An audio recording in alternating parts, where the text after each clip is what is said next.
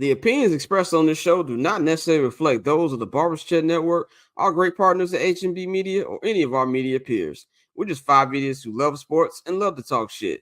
If you're offended easily, then this show isn't for you. And for those of you who aren't offended easily, sit back, relax, and enjoy the show. Remember, it's only entertainment.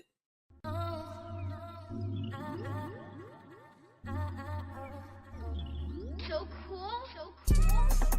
Triple double hat trick, I know the code too. Ice trade, go for trade, yeah we cold too. Getting paper on these player haters, old news. Money on the other line, so I'm not gonna hold you. Money on the other line, so I'm not gonna hold you. Money on the other line, so I'm not gonna hold you. Money on the other line, so I'm not gonna hold you. Money on the other line, so I'm not gonna hold. My agent just said we made 100 flat. Make it back and make it stack, just like I'm Steven Jack. Put my rings up in the camera like I needed that. Up in the air and at the rim is where I meet them at.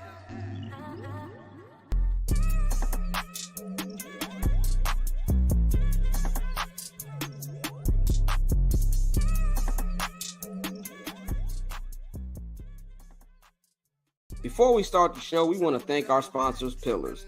Pillars is the best clothing line in the Chicagoland area. If you're looking for a dope hoodie, a sweatsuit, shirts, shoes, or even stuff for your kids, Pillars is where you should go.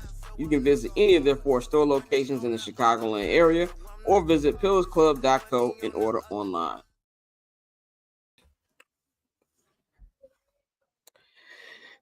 Don't change that dial, ladies and gentlemen. This is not Glenn Rivers speaking. This is Scott Lewis. I am here for another edition of I'm Not Gonna Hold You, man. I know my voice sounds a little fucked up, but we gonna do what we gonna do, man. That's first day in 2 weeks. That it doesn't hurt when I talk. So we're gonna try to get through this as smooth as possible. But it is your boy Scott. You know to follow me on Twitter and Instagram at Barberchair Scott. You can follow the Barberchair Network at BarberchairNet on Twitter and Instagram. Follow H&B Media, H&B Media TV on Twitter, and at H&B Media on Instagram, man. And, of course, get in tune with our sponsors, Pillars. Visit pillarsclub.co or go to the Instagram pillars_club or visit any of their 3 store locations in the Chicagoland area. It is Friday, May 3rd, 2024. It has been a long 2 weeks, to say the least. I have had the 2 weeks from hell, to say the least. So I just want to use my sound off today to thank everybody who has tweeted me, DM'd me on Instagram. I've had people who I've never had any interactions with y'all, but y'all are fans of the show, whether this show or 7 Nights in Hollis, and y'all reached out to me, all y'all kind words when I was in the hospital last week, and everybody who, just showed any love these last week or two when I've been going through what I've been going through. Big shout out to my team, Dante, Bang, Courtney, and Mikey for holding it down last week with the NFL draft special that went down there, even though I couldn't be involved in it. So I appreciate y'all for holding me down, man. So, but pretty much just to inform everybody, I don't really care about keeping it real about what's going on. I had the flu, and then I will say this to people out there, man. If you have prescriptions, your prescriptions are there for a reason. Now, I've been doing a lot of moving around in between cities, in between Los Angeles and Chicago, and I kind of forgot to take my shit. I'm just gonna keep it real. And then when your body tells you that you need to take your stuff, so I had that, and then I was dealing with tonsillitis, which I'm dealing with right now, which is why I sound the way I sound. And last week I was short of breath, couldn't breathe, spent about 5-6 hours in the emergency room during the NFL draft. And man, so everything has been, it's been a battle these last couple weeks trying to get back to 100%. Been a little sleep deprived as well. I still ain't really had a full night of sleep in about 2 weeks with everything going on, but I'm doing better. My voice might sound messed up, but it doesn't hurt when I talk, and it has been hurting when I've been talking the last couple weeks. It's the best I've felt and sounded in a while, man. So that's why I wanted to at least do a show, and give y'all a little bit of a content, because there's been a lot of stuff. We basically missed the whole first round of the playoffs, man. So we're gonna have a big show today. Courtney and Mikey will be joining later in the show. Bang might be joining the show too. He's on a work/vacation right now, so he might be joining us later on in the show. I'm going to bring in today's crew. I'm going to bring in the homie Dante, bring in the homie Pavi, and of course the homie Mike Willis. What's going on, y'all? Hey, very solid, bro. Yeah, I'm glad to be black. Always glad to be black, but glad to be back. You definitely sound crazy as hell, but we back working. We about to get to it, bro. We gonna make it happen. Hey man, you gotta play. It's the playoffs. It's the playoffs, dog. If you medically cleared to play, you gotta go out there and play. Doc Rivers out the playoffs, dog, but we go ahead and get the show. Pav, how's it going? How's it feel to be back on American soil? Oh damn! We ain't done a show since I came. Yeah, man, it's been good, man. London that might have been one of the best as far as weeks of my life. That was the top week of my life. London was fire. Vegas was fire. That's crazy. London was fire. Vegas was to fire. know the top weeks of your life is crazy. But yeah, man. Yeah, man. It feels good. It feels good. It feels good. That's hilarious. That's hilarious. That's hilarious. No, for real, it's one of the top weeks of my life, man. Top weeks of my life. I met women all over fucking week.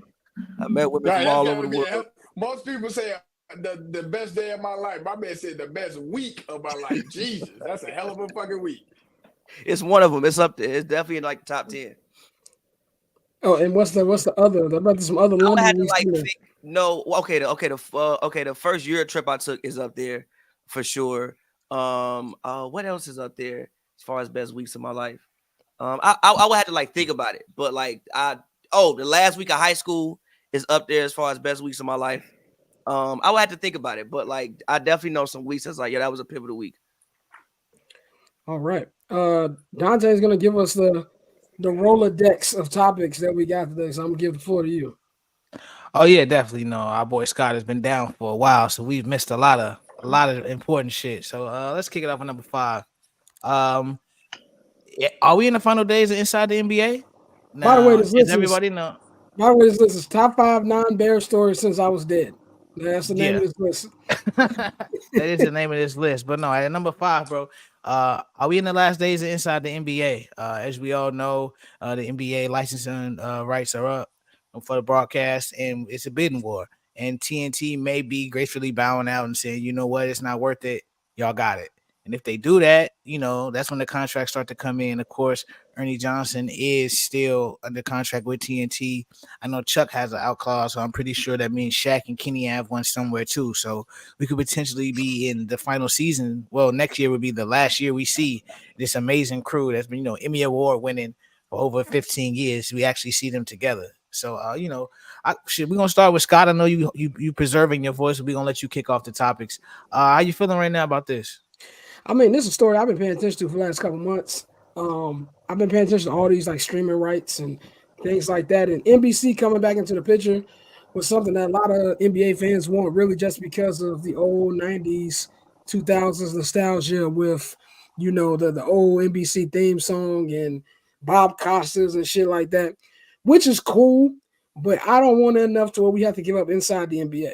And it really feels like this is something that probably might happen. David Zaslav, who is the CEO of Warner, who owns TNT and TBS and HBO Max and all those things, he said like a year or two ago that they don't need the NBA. That's exactly what his words were, and that he feels that the company will be fine without it and doesn't really know if they will counter the offer that NBC has. Now, this is the first time that they have had an offer that they haven't negotiated without the exclusive negotiation window, which is why I feel like this is something that's probably going to happen. Ernie's already contractually still with Turner. He does stuff with NCAA. He does stuff with MLB. He's going to be there regardless. Chuck is going to be a free agent. And then Chuck was also on Dan Patrick this morning saying that there's probably going to be a decision made today of whether or not Warner's going to match that contract. And he said being a worker's been nervous because they don't really know what's going to go on. My prediction, I hope I'm wrong, but I think it's a wrap. I don't think they're going to counter. I think it's going to be Amazon, NBC, and ABC Disney companies. Those are going to be the ones carrying these NBA games after next season. And I think next year is going to be the swan song, which is messed up because it's such a legendary show. I can't remember my time of being an NBA fan, not watching Inside the NBA. So it's definitely gonna be something I miss if it comes to that.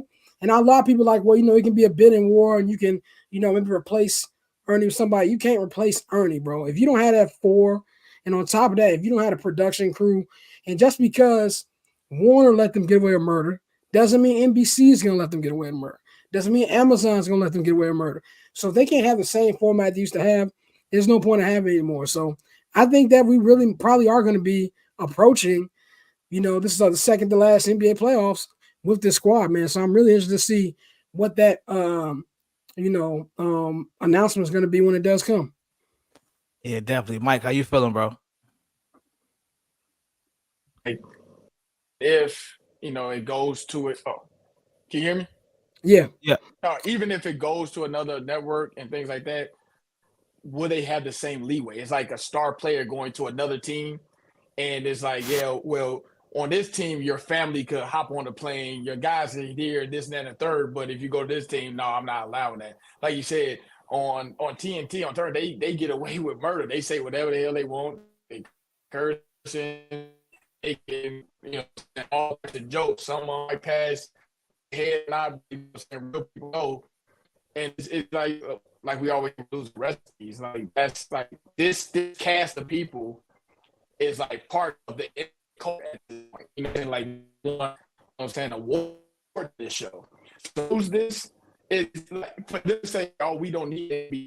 Yeah, that's all what our statement to say as well. But to actually lose this core group of people, that's a bad look, and you're going to take a hit. You know what I'm saying? That's like anything. Like these guys are driving in the money. They always talking about like what Stephen A. Smith will be on every show, but they sending Chuck and them to do NCAA tournaments. Them niggas probably ain't watch a college game and I don't know how long. You know what I'm saying? So they're out doing everything, but they just work well together. Like you could see them doing their own thing, but they just work well as a core group. And I believe it'd be a big hit. Like Scott said, I think it is going to happen, especially if they don't counter offer. So not a good look for TNT for that. Yeah, definitely. Now we're going to swing it to our local NBA correspondent, Pappy. Pappy, how you feeling, bro? I mean, as far as TNT goes and them losing the rights, I don't. Obviously, it's going to be a big hit for them because what else do people watch TNT for outside of like the NBA? And I think, if I'm not mistaken, the MLB playoffs comes on, TNT TBS, right? If I'm not mistaken.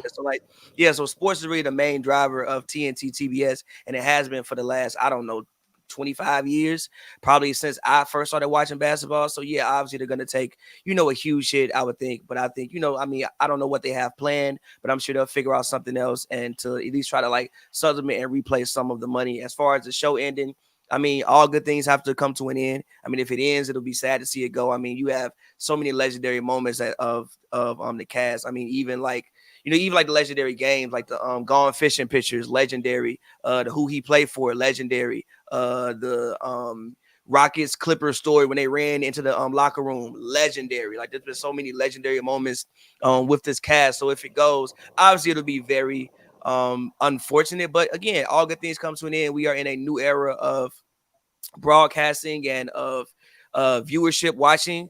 And I think as far as like the nostalgia that people think, I don't think it's gonna be the same level of nostalgia that you're gonna think it is. I think a lot of the games gonna be on Peacock probably, and you're gonna have to pay to even watch these games. Yep.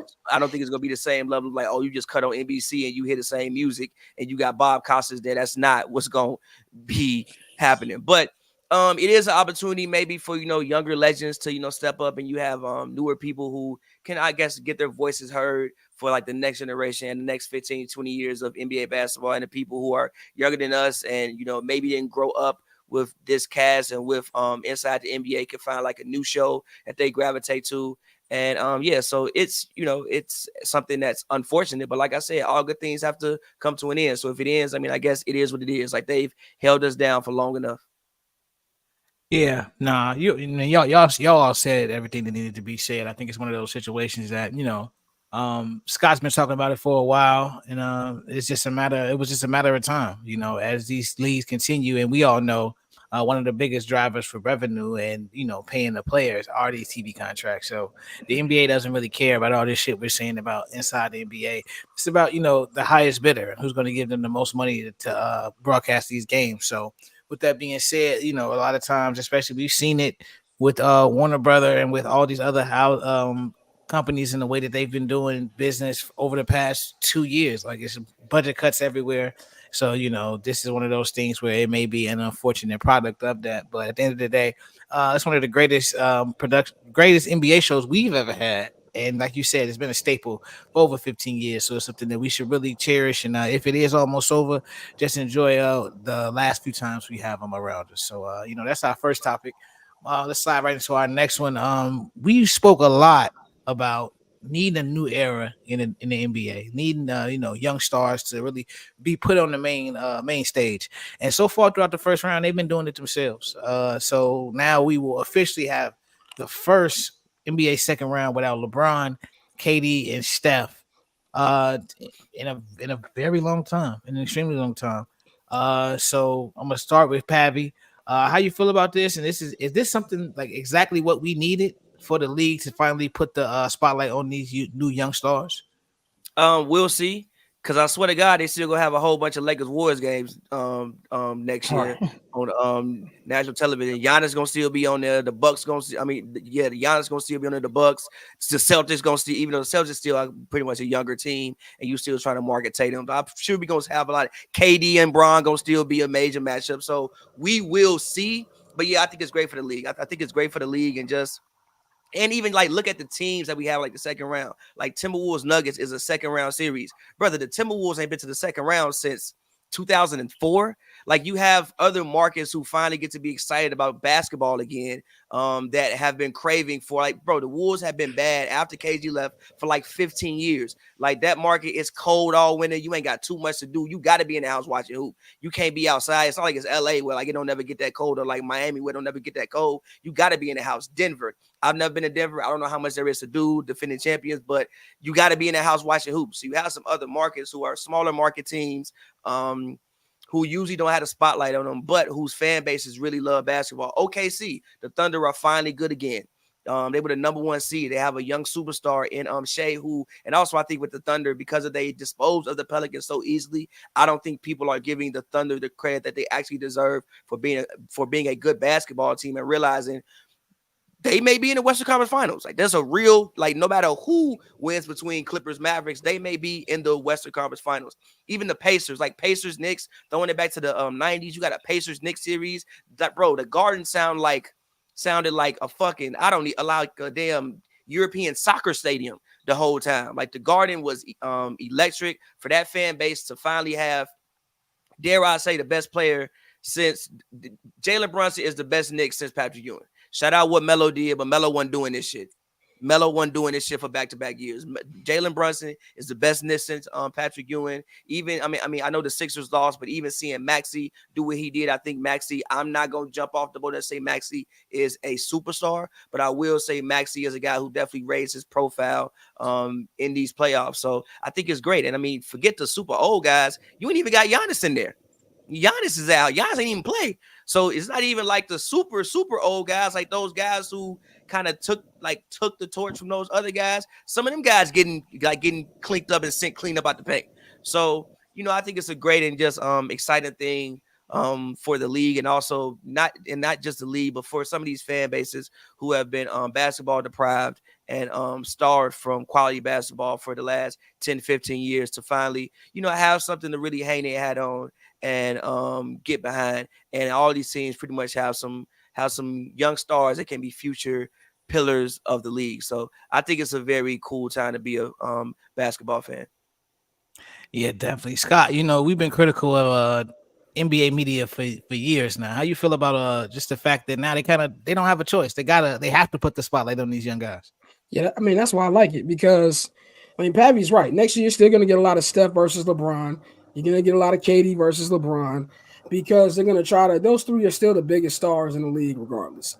But I think them being forced to talk about Shai Gilgeous-Alexander, being forced to talk about Anthony Edwards, being forced to talk about these other teams is good. And especially because the average fan who, and I think we're kind of all average fans at this point. Like I know I'm a casual NBA watcher at this point, and to be able to see them on a bigger scale, it's going to take a while for it to get to maybe the point where the NFL is now, where we don't really think about Tom Brady or Peyton Manning or that era quarterback anymore.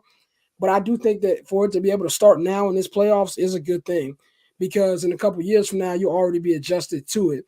But I personally got tired of seeing them three niggas all the time. And, y'all know how I feel about Steph. Love Steph. I've been annoying LeBron for the last 20 years. I've been waiting for this for a long time. KD, he has a complicated legacy. Like, at this point, like, he should have stayed in Golden State, but that's a whole different discussion. He's going home in the first round now. All of them are. So it's just like now you're forced to talk about the younger guys. Like Anthony Edwards is a great story. What the Thunder are doing, great story. So I feel like the NBA, they can't just be on their usual, well, how will this affect LeBron's GOAT chase? You can't talk about that no more. So I think that's good, even though I do think it will take a couple of years for it's fully implemented into, the actual affecting the, the primetime lineups during the regular season. Yeah, definitely. Mike, how you feeling, bro? I mean, I agree with them too, but the only thing about it is they're never going to stop talking about those guys until all three of those guys are gone. And with the NBA, as long as you, one thing about the NBA, as long as you got the Knicks, Boston, LA, or what's the other team in Chicago in the playoffs, they're gonna do just fine. Like this Knicks, the Knicks doing good, second seed, won the first round. People like, man, they could really be Boston. I know with Porzingis out and stuff like that, that's just a huge thing. But with the young guys, it's definitely a good look. The only thing that's hurting them is like some of the stars we have are in smaller markets. And just with our younger generation that's watching basketball, it's just attention spans. Oh man, it's an OKC, oh it's Minnesota, things like that.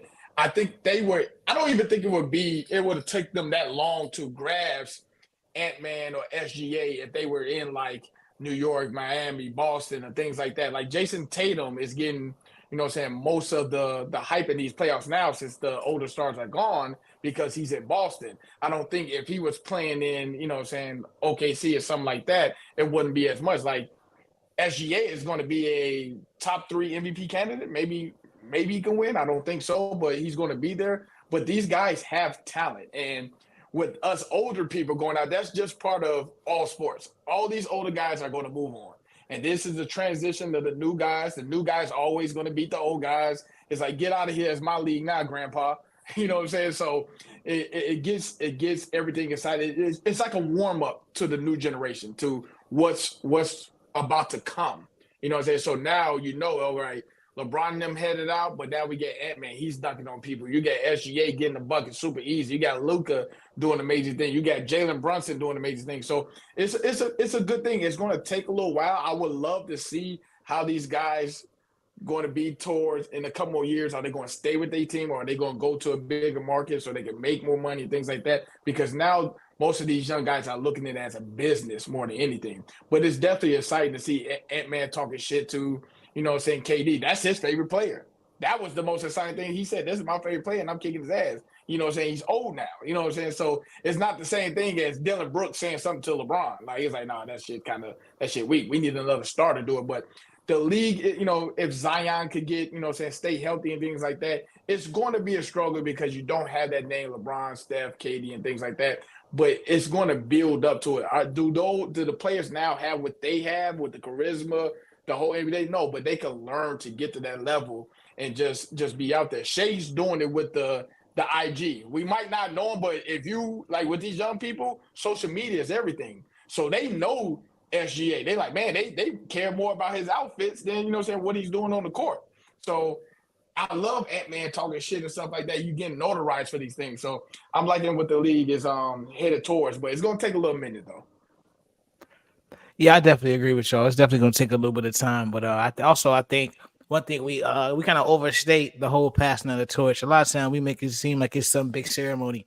A lot of the times the young dude just come through and kick their ass and it's over. Mhm. Like we look up and that team that was once the dominant team is now, like we said, losing in the first round, not making the playoffs. I mean, we could be honest. The Lakers have been in the play in the last couple seasons, so it's been that slow but sure transition into the new era. And I think it's dope to see, bro. I think it's something that, as much as we've asked for it, we're gonna get that. And so far, the young players have delivered, bro. Like Anthony Edwards, he's put on a show this entire playoffs, bro. I think that's somebody that, being in Minnesota, he doesn't get that spotlight that he does. He just got the Sprite deal. And so, he's starting to get more national recognition, and that's starting to pay off for him. But I think as far as a league wide, you need to have his game as a basketball player being put on these stages. It's not just what he's doing off the court. So I think that's really something that's dope to see. And for me, with the older guys, like I've always been saying these last few months, bro, I know it's easy to quickly jump into the negative and be like, damn, man, it's over. But like, it's time to really start appreciating it, like, and just turning that page to, damn, bro, these dudes really did a lot. They did a lot for the league. They accomplished a lot in their careers. And like, I know now people are talking about, is KD going, reunite with Steph in Golden State, which I don't know about that. But just really just letting them ride out the end of their careers without so much speculation and more just so appreciation for everything they've done. Because at the end of the day, if these three never win another championship, they still are three of the greatest of their generation. Braun, like we said, arguably the greatest ever. He'll go walk away with every record, that he's wanted, that he set out to break, and he's done that. So I think at the end of the day, it's perfect for the league. So, we'll get right back into our NBA topics in a second. But another topic that's been going on since Scott left, your boy Prime. He became, everybody's favorite head coach. We were all fake Colorado fans for about 4 weeks. That was a fun ride until they start getting their ass kicked. But as we entered the off season, they ramped up the transfer portal again, and once again, Colorado's had a major turnover on their roster. Kids are finally getting interviewed about these turnovers, and some of the kids are giving their honest opinions. And of course, Prime being Prime, he's got online and said some things. Shador has gone out of his way to let it be known he didn't even know who these people are. So it's been a little back and forth about that. So how you feel? I'm gonna start with Scott. Scott, how you feel about everything's Prime been doing these last few days, and just the overall reaction and the perception around the Colorado program now? Let's be very clear, I'm biased. I'm just gonna get that out there. I'm very biased with this topic because I'm a Prime fan. Prime was one of my top 5 favorite athletes of all time, so I'll be biased. But all bullshit aside, I don't see that big of a deal. I think the going back and forth on Twitter was corny. He's a little bit too old for that. As far as him personally, I don't want to see the head coach on his desk. And we know he's doing it from a desktop because he's old as hell, so he's not doing this on his phone. Going back and forth with teenagers is too much. Shador, I don't have a problem with. Shador's young. People gotta stop acting like Shador is trash now because he said something that they didn't like. I don't think that the transfer overhaul would be such a big deal if it wasn't because it was Colorado. That's to me why it's a big deal. There's transfer overhaul with a whole bunch of different programs, and everything that you can say about Dion, whether you like him or not, he's going to be flashy. He's going to be loud about things. That's just how he is. That's how he always been, whether he wins or whether he loses. Now, having said all that, they better win some games this year. They need to win more games than they won this year, or not he's going to start looking more crazy and getting more of the hit pieces that he's been getting right now. Am I mad at the kids for talking out? No. They're upset. They have a right to voice their opinion on what they feel about what Prime is doing. But I just feel like it's a lot of dead time right now, and people just are upset at Prime and just want to take any way to dig at him. That's just how I feel about it, with everything kind of just evolving him and his coaching career, period. Now, Prime brings a lot of that on himself. He could have easily just let it go and just let it sail out of bounds. Shador is gonna back up his head coach, who just happens to be his father. So I'm not mad at that whatsoever. We got to stop acting like Shador's huff for something now just because he said something about these kids. But the pressure to win is gonna jump up a tad this year because the antics aren't going to mean anything if they're not winning games on the field. Yeah, no, definitely. Mike, how you feel about Colorado? I'm a disagree with Scott just a little bit, and that's with the Prime. I'm saying too old. No, fuck that. Any disrespect, there's no age limit to disrespect. If I feel like I'm disrespected, I'm gonna say whatever the fuck I want to say. You know what I'm saying? Like, people like, man, kids and shit like that is too soft. Oh, Coach Prime didn't even get to meet me. He didn't even get to know me. Talk to man, shut that shit up, bro. If you were good, he's gonna talk to you. You know what I'm saying? Like, let's keep it real. Like most coaches like that. The most like your NBA coach, he's not worried about the motherfucking 10th, 11th man on the bench. We don't care about that. You know what I'm saying? Like most of them niggas don't even going to care about somebody on special teams. Let's just keep it real. You know what I'm saying? So I don't have a problem with nothing, you know what I'm saying, Coach Prime did. Like Scott said, this is Dion. He's going to talk shit back. With a win or loss, Dion is going to talk shit. You know what I'm saying? Like, Shador's not trash. Like, yes, he's going to take up for his son. I think Shador good as fuck. More what other people think. I think he's very accurate as well. You know what I'm saying? They're going to fix the offensive line and it's going to prove it a little bit more. But Shador's going to be a top pick in this draft.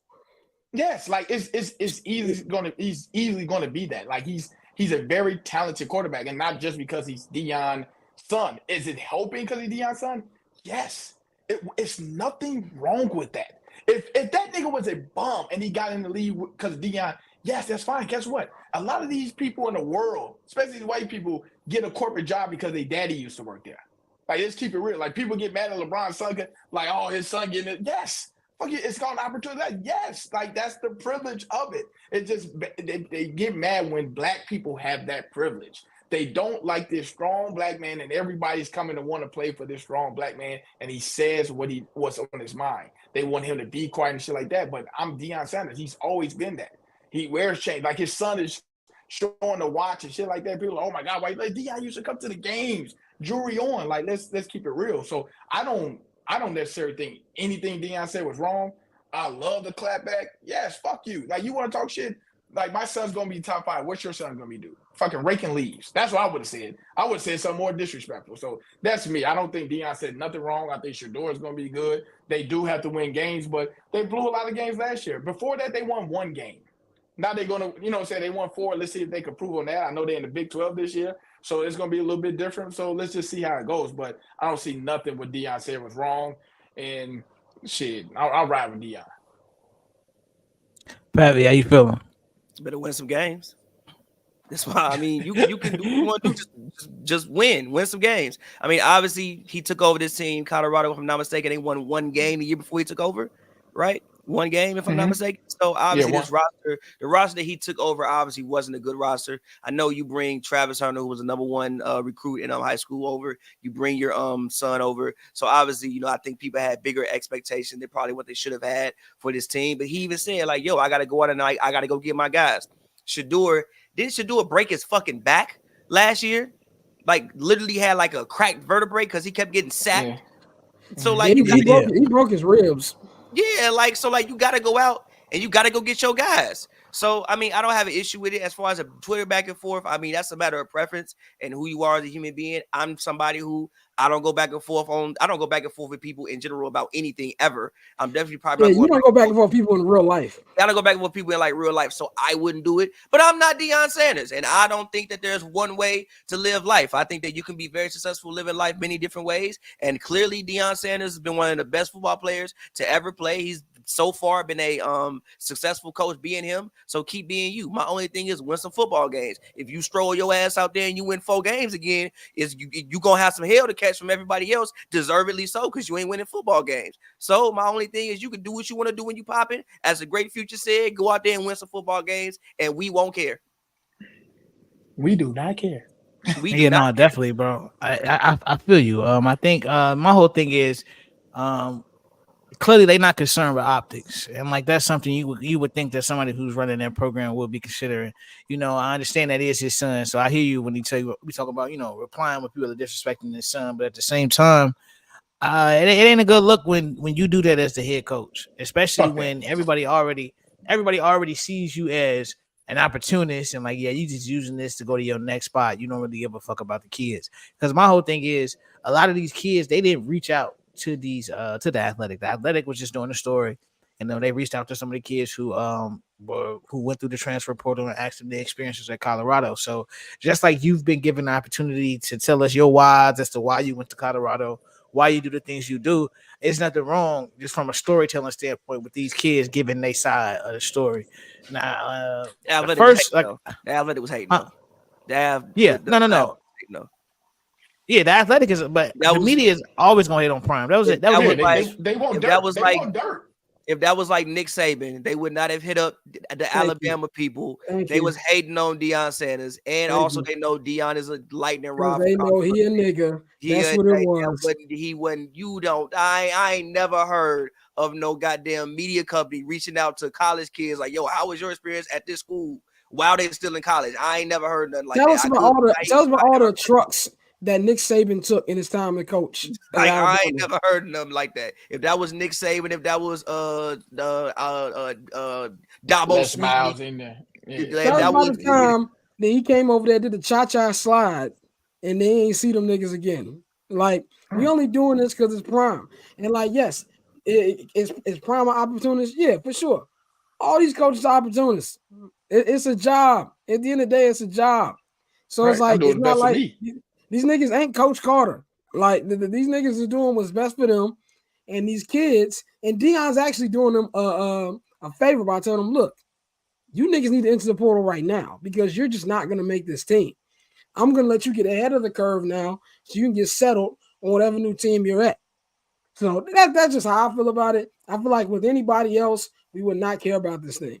But since it's Deion, since we got to pile up on prime, that's what I think. That's what the Athletic article to me was very white woman, get this black man for doing too much. Yeah, because Prime can't do nothing. He can't leave to go to another school. You saw when he left Jackson State. Oh my God, he left. He go to Colorado. I swear to God, if it was me, soon as my son's gone and Travis Hunter gone, I'm leaving too. What other college team want me? Fuck y'all, man. Humble and Deion Sanders that's just no correlation. It's not gonna happen. It's not going to happen, and they know that. So, but they thinking when he respond or do this and that and third, it's a shocker to the world. No, it's not. It's not. This is Deion Sanders. I expect this. If he do the opposite, I would be disappointed, to be honest with you. And also, it's not like Deion, when he loses, he hides his hand. Yeah, Deion is his Deion, win or lose. He owns it. Mm-hmm. When they went through that slump last year, did he stop posting videos on Instagram? Did he stop, doing what my theme song is? No, Prime is Prime 24/7, and that's what irritates them. And he also said this too, and then we'll move on to the next topic. A lot of these people are mad because you can't say nothing about Prime playing career. Yep. Hall of Fame, best in his position. You can't say nothing. Multiple time Super Bowl champion. You better hope and pray that he don't turn Colorado into an actual powerful institution, because then you really can't stop him. That's what I think all this comes from. It has nothing to do with the kids. Not even that. Let his son be one of these great quarterbacks. Oh, Prime really gonna be talking shit. I'm a great quarterback. My son a great quarterback. Oh, he gonna be talking shit. He gonna be somebody told me, oh well, it's gonna be a weak draft if he's the top 5 pick. Why do you think niggas are so QB horny this draft? Exactly. So they know it's a weak QB draft. I don't want Carson back. Like, come on, dog. That's just I like I said, I'm biased, but honestly, this is very white woman. For whoever wrote that article on the Athletic, very white woman, please get that loud nigger over there. That's what I thought when I read that article. But let's go to the next one. Yeah, no, definitely. Like we said, Shedeur, definitely a top 5 prospect right now. We'll see how that plays out. But back to the NFL draft, the draft this year. When we were sitting there at number 9, we were like, we need some things to fall our way. A couple breaks, maybe a shocker. And we got all of the above, especially at number 8, the Atlanta Falcons. They were in the vicinity of picking a edge rusher. Wide receiver was possible even after they signed Mooney, but we didn't know where they were going to go. And they shocked the NFL world when they drafted Washington quarterback Michael Penix Jr. Now, of course, as we all know, they just gave Kirk Cousins $100 million guaranteed. It's a 4-year, $180 million deal, but $100 million are guaranteed. So it's essentially a 2-year deal. And, of course, there was a little rumble about him being shocked. They did the pick. They didn't consult him about it. How y'all feeling? Was this a good move by the Falcons, or is this something that's just, hold on, what you guys got? I want to start off with this one because, nigga, I want to paint a picture for y'all. So I was in a hospital last week, and this is after they got me drugged up. So I'm very high on steroids at this point. So I had to check my phone like 4 times. I was like, I noticed don't say Michael Penix Jr. and pick 8. I was like, we need Rome Odunze. I think everybody knew that Bears were going to get Caleb at 1. It was all about 9, hoping Rome dropped to 9. because Marvin Harrison went to Arizona, Malik Neighbors went to New York. But when I saw these niggas take Michael Penix Jr., I didn't understand it then. A week later, I still don't get it. And now that I don't think Michael Penix Jr. can't be good. I saw him sling that bitch last year. He was a real good quarterback. You know, he's 45 years old already. Pause. Yeah, pause. My bad. That's wild. Now, I mean, hey, I've been off for a couple weeks. Even though he's 45 years old, I think he can be a decent quarterback. I don't understand why you give Kirk Cousins 150 whatever $1 million they gave him guaranteed just to draft this kid at 8. It just doesn't make any sense. And obviously it didn't make any sense to Arthur Blank because you got that GM trying to explain it to him right after they made the pick. So that just doesn't make any sense to me. I thank them for their stupidity for letting Roma Dunze drop to us, but it just doesn't make any football sense to me. If you feel that the injuries are a concern for Kirk Cousins, you should have never signed him to begin with. Like, that doesn't make any sense. And even if Kirk Cousins is healthy, Kirk Cousins is not a quarterback that's going to take you over, where you need to go to become a championship team. If that was the case, they would have did it in Minnesota. So you use that 8th pick on another position. So I just don't get it. I don't know what they're doing over there in Atlanta. All right, here's the thing I'm gonna say. 2 things. I think Kirk Cousins has something on the NFL. He has to have something on the NFL. Like, that's just dirt. He has dirt on the NFL. It's something. Because here's my thing. This is malpractice. I have no problem with the Michael Penix thing. The pick. The issue is like what other people are saying. It's a 4-year deal for Kirk Cousins. So technically it's going to be a 2-year deal. You know what I'm saying? Because $100 million guaranteed. You're saying in 2 years, this man, technically, to make your money's worth, he has to win you a Super Bowl. Off an Achilles injury. You're basically giving this man money for no reason. You're giving away the $100 million for no reason. Like, you could have made your team better. If that was the case, grab another quarterback. If you didn't give Kirk Cousins that money, and you were going to take Michael Penix in the draft, grab another bridge quarterback. It doesn't have to be a great quarterback. It could have been Sam Darnold. It could have been fucking Gardner Minshew.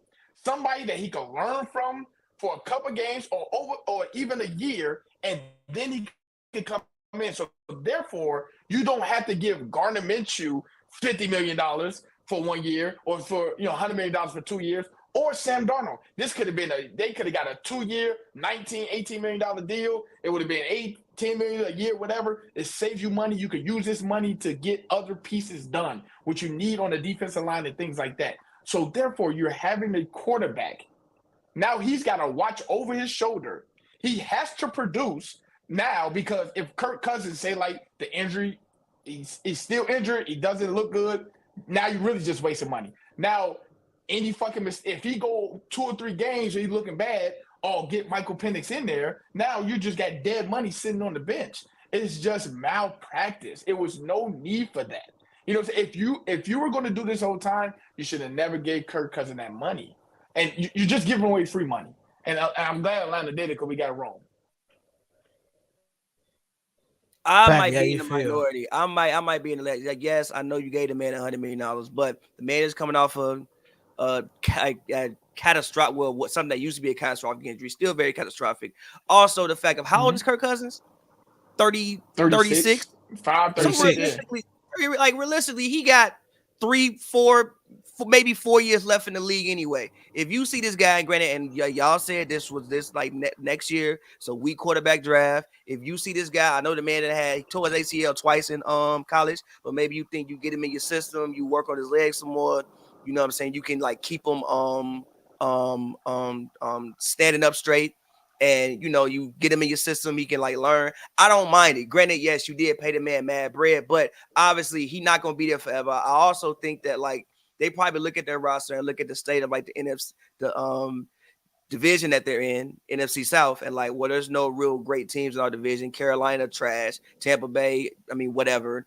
The Saints, whatever. Like, there's no great teams. We do have a good running back. We have the tight end that we drafted a couple years ago. I'm not like I know their receiver situation, but I'm sure it's whatever. It may not be great, but it's some guys over there. You got an offensive line. Okay, we still want to try to win and compete and do the best that we can. So pay him the bread, but also we have to secure our future, and we love this guy. If that's the guy that you love, and you think that in 2, 3, 4, 5, 6, 7 years down the line, he can be your star quarterback, I don't have an issue. Like, yes, it looks crazy and insane right now, but if when he steps on the field, he actually produces the same way Jordan Love produced, it won't look as bad then as it looks now. So I don't have an issue with it. And then when I look at the rest of their draft, they went D tackle, they went outside linebacker, D tackle, linebacker. So they did sew up things like their defense that maybe that they think that they need.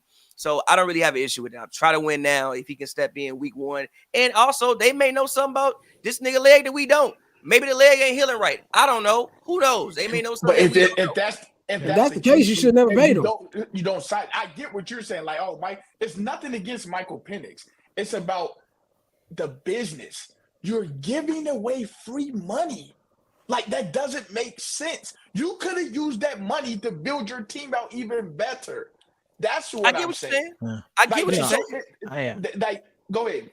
Go ahead, Dante. No, because I actually agree with Pappy, and obviously it's been a mixed reaction down here in Atlanta. But my whole thing is this: you've seen what it was like to not have a plan in place, and not only a plan but a contingency plan after Matt Ryan. They sat here, they floated around. You had Desmond Ridder, you played with the idea of bringing in Deshaun Watson, Lamar Jackson, all of those guys. But now you have a solid plan in place, and with Kirk, now you have not only a plan in place, you have a backup plan just in case Kirk is not who you think he is.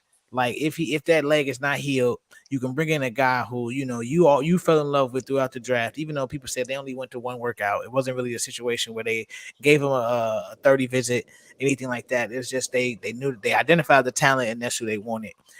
So you've done that, and now also when you look at their last 4 drafts, now you have Kyle Pitts, Drake London, Bijan Robinson, and Michael Penix Jr. So your core skill players on the offensive side is locked up, and you can spend money on the defensive side of the ball.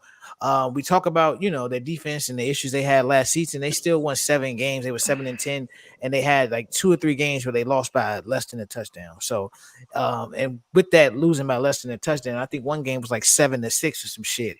And you had Desmond Ridder literally giving the other team the ball. So like, if this offense clicks, they're going to be a 10-win team. Like, this is a team that I could see in this weak-ass division winning 10 games. And with Kirk, I still think, I said this when they signed it, this is before Michael Penix, this is a 2-year deal. I don't know who Kirk Cousins thinks he is, but he don't have the leeway to come to a team and be like, oh, yeah, this is my home, and I'm going to end my career here. Nigga, you have 1 playoff win. Like, no, they're not doing that. Like, Arthur Blank, he don't give a fuck about that. He wants to win, and best case scenario, Kirk is really good for these next 2 years. Michael Penix learns the system, and then when that $100 million guaranteed is up, they're gonna talk to Kirk. And if he not talking about restructuring, he's gonna be out the door, and Mike gonna be the starter. So like, I think this is about the Green Bay plan. Here's the thing though, like with the $100 million guaranteed, I think it's 180 for the 4 years. Man, you could have gave that shit to motherfucking Lamar Jackson. Hold on, wait.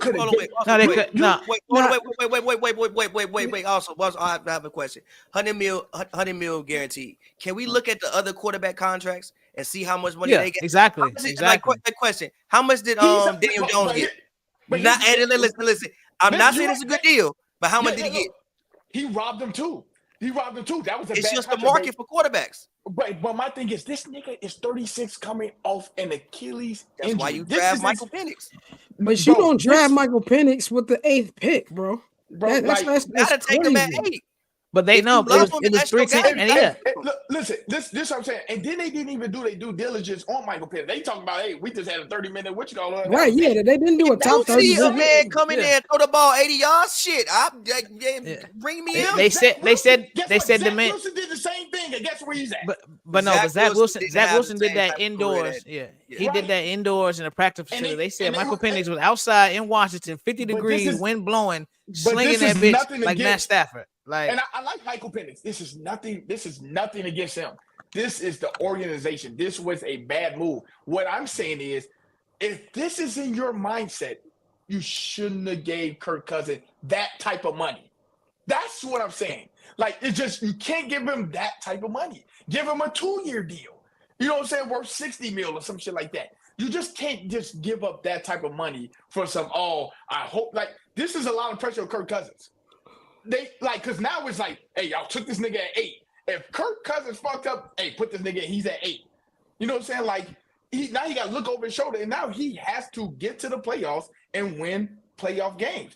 Michael Penix is going to be good. I really do. I like him better than JJ. I like him better than Drake May. But I'm just saying, like, for the Atlanta Falcons organization, that was just malpractice, bro. That even the owners looking at him like, bro, what the fuck are you doing? but now they came out and said that. They said Arthur Blank, he co-signed it. Like, Arthur Blank knew what was going on. Like, that Arthur video Blank was don't know what funny, the but fuck they going said Blank was cool with it. But I think, bro, with the Falcons, like I said, if it pans out, it's perfect. And also, this was a situation where they didn't want to be stuck with Bo Nix. They didn't want to be Denver drafting fucking Bo Nix. Like, because we keep saying trade back. I understand, you know, that Minnesota Don't traded up draft to him. JJ. Like, but no, bro, you have to get your guy if you believe that guy. And maybe it is as simple as, you know, they went to his workout. Granted, they had already signed Kurt, but they went to that workout and they were really blown away. And they like, nah, this is gonna be our guy. Like, But this is besides the Atlanta thing, did anybody think what Minnesota did to go up one spot was reckless as well? Like, the again, Jets was not yeah. going to take JJ McCarthy. Why are you trading up one spot to get him? Maybe they heard that the Raiders, Somebody else is but gonna maybe they heard that the Raiders had talked to the Jets and they was gonna leapfrog them to get the quarterback. Because, like, I don't think nobody wanted Bo Nix, bro. Hey, I'm keeping it real with you. I don't think nobody want JJ McCarthy, but that's a different story for a different day. G. I'm straight on that, man. I'm glad They he's gassing not a that. digit. They gassing that pick real big. They gassing him. He finna give us 4 picks. He finna give us 4 picks. He's giving us 4 picks, guaranteed. I already got a bet going on. That man, JJ McCarthy, is giving us 4 picks. Watch JJ. You gonna see the other JJ finna be like, man, get me out of here. JJ McCarthy probably not even gonna play the midseason though. Darnold is over there. I know. He ain't gonna beat out Darnold. He not beating out Darnold.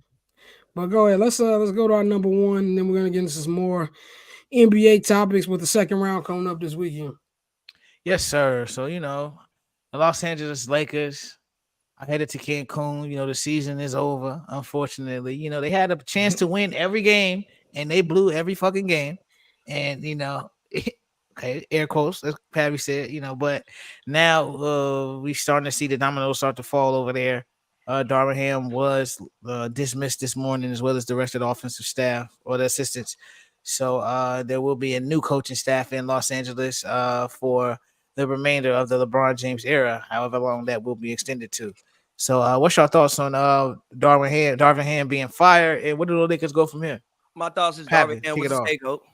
Darvin Ham was a scapegoat. Now, granted, I'm not saying Darvin Ham was Phil Jackson. I don't think Darvin Ham was some all-time great coach. But, like, let's look at what he actually did. The first year you were the 7th seed, you had a whole bunch of injuries, but you end up being a 7th seed. You go all the way to the Western Conference Finals. You get swept, but it was a very, very close sweep, and you lost to the defending champions. This year, I think they won 47 games. The West was uncharacteristically good this season. Like, I think Phoenix won 50 games and was the 6th seed. So the West was just a really, really good conference this season. You play Denver, like you just said, you had a quote unquote chance to win every game. You go 5 games and you lose to the defending champions and you get fired. Let's also look at the roster. First and foremost, LeBron getting how a max. AD is on a max. D'Lo getting $20 million. It don't really leave you too much money to fill out the rest of the roster. You have to fill out the roster with minimum players. You went out and signed Jackson Hayes. Shout out Jackson Hayes, but the Pelicans let him go. You went out and you signed Taurean Prince. So shout out Taurean Prince, but the Timberwolves let him go. You bring in Ruri. Shout out Ruri. Ruri is a worse version of Kyle Kuzma, who you traded to the Wizards.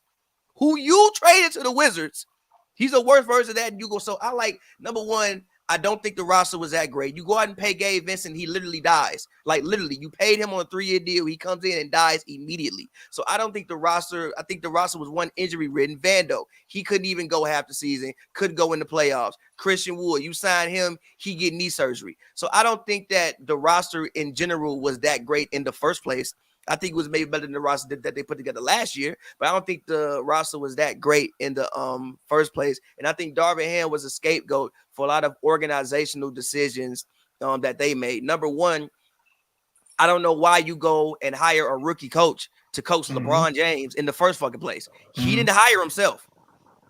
Rob Pelinka did that. Also, Rob Pelinka is the same person who you won a championship with a defensive team. They didn't even have a top 10 offense the year they won. I think they were like 12th in offense. They were number 1 in defense. You have a defensive team.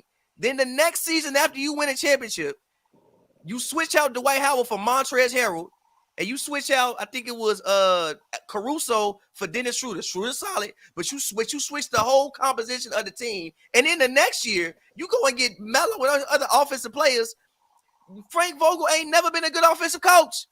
From the time you seen the man, first known the man in Indiana, the man has been a great defensive coach. And you go switch the whole roster out and give him offensive players.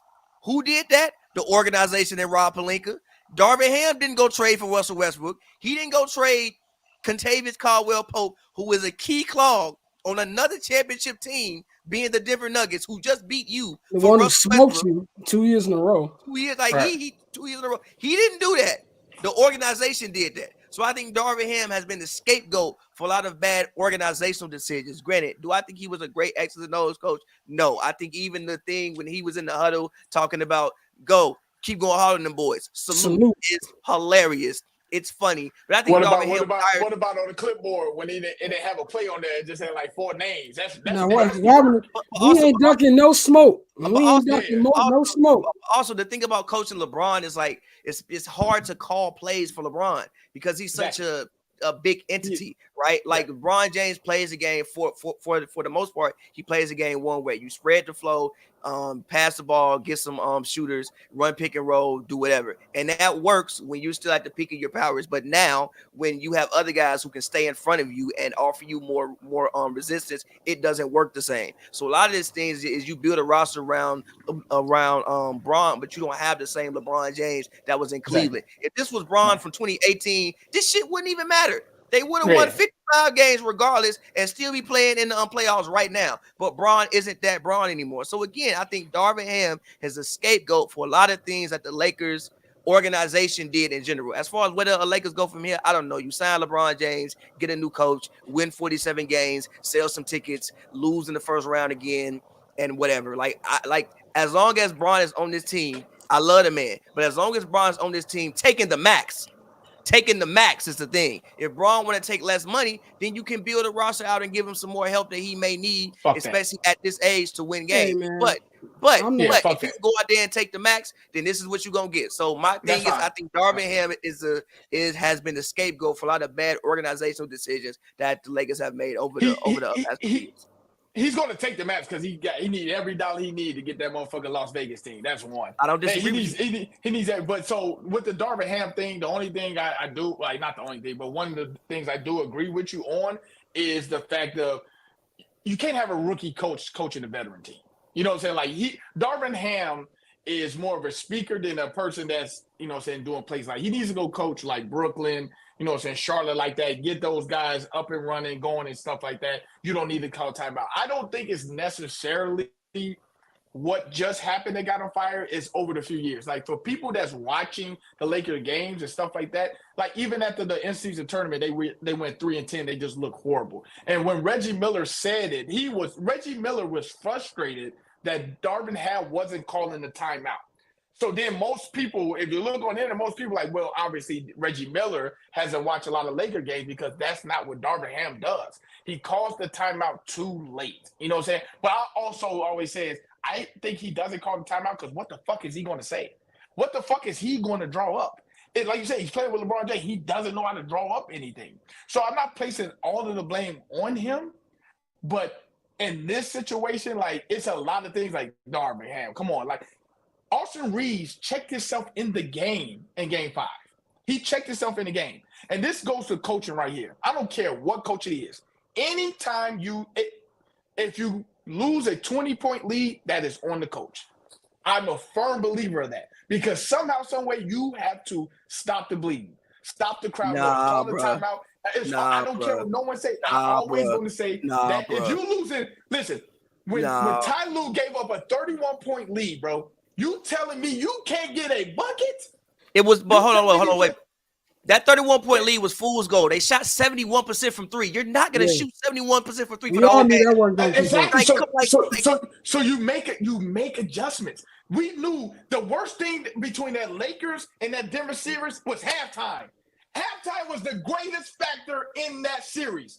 Whoever halftime is, that motherfucker was the MVP because we knew after halftime, that nigga Mike Malone, who's a great coach, and I'm going to tell you this, Denver is one of the best all-around teams I ever seen in my life. We got to relax. No, I'm just saying, an all-around team. They play, they roll, bro. That's fair. Like, no one's bitching. No one's bitching about minutes. They setting picks. They on the ground. Hey, KCP, you going to shoot the three. Fucking Aaron Gordon crashing the boards. Murray, you going to do this. Like, and Mike Malone will get on their ass, boy. But you want to know why all of this works? Because you have the best player in the NBA.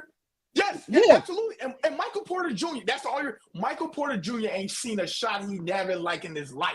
And he gets away with that shit. He shoots it. They say that's one thing he's going to do. He's going to jack it up. But the worst thing that happened to the Lakers was halftime. And halftime because they were getting out-coached. It's just plain and lost simple. To a better team, bro. Yeah, and they lost to a better team, but they lost to the better team because also the team had the way better coach. That was a big gap in coaching. And that's fair. That's fair. Okay, so if you put Phil Jackson on this team, they beat the Nuggets?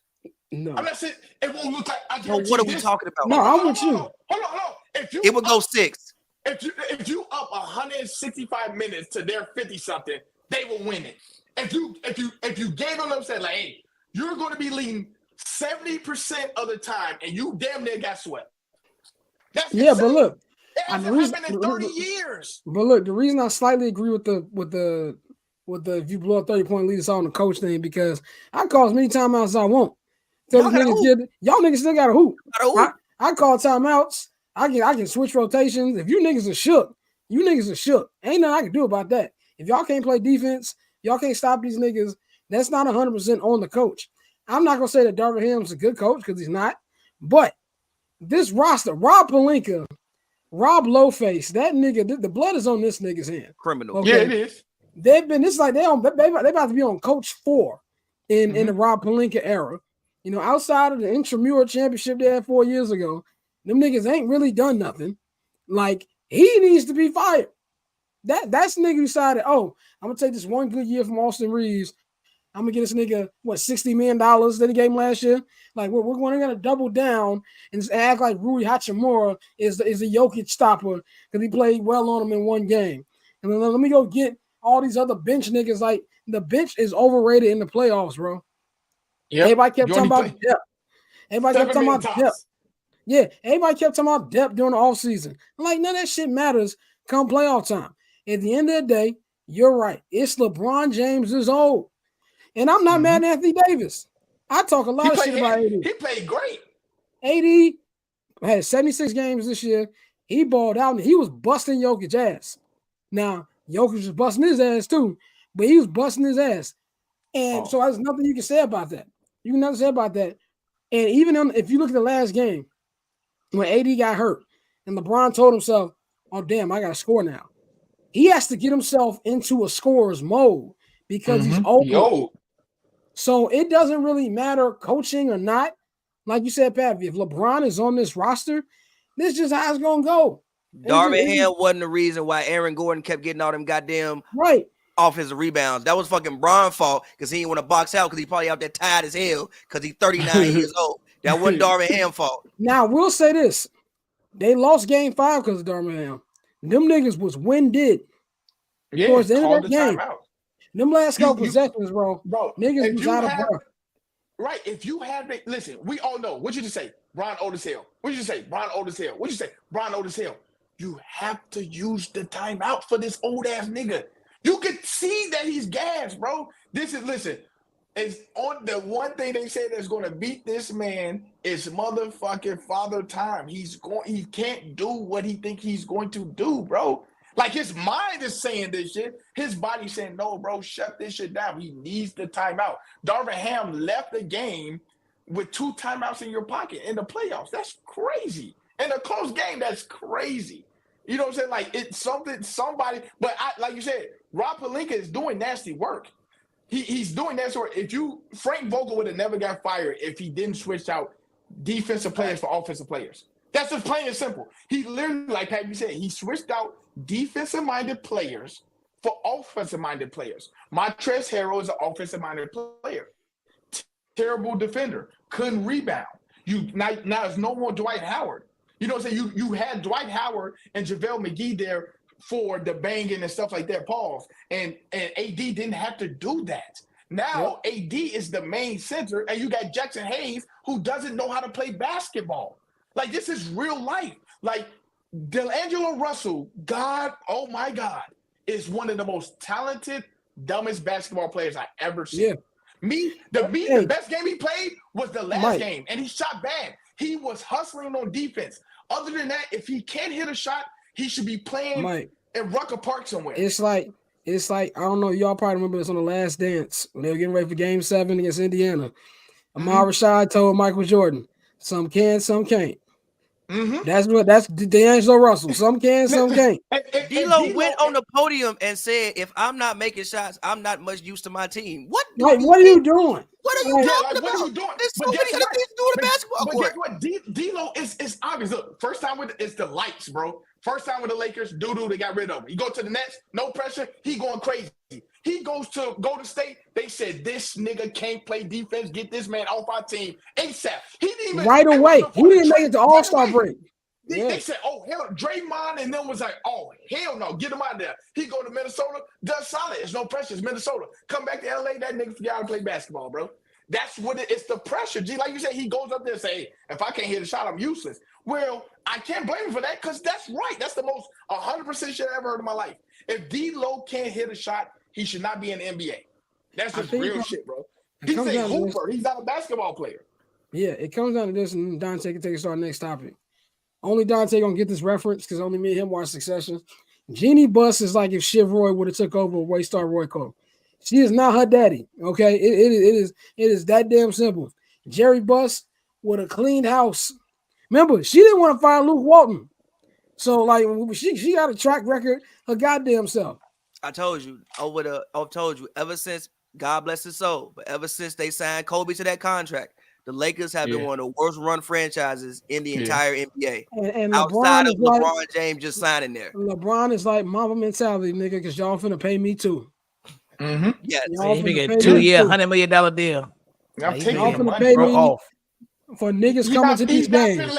He's not feeling like Kirk Cousins make more money than him, G. That shit just not happening. Absolutely not.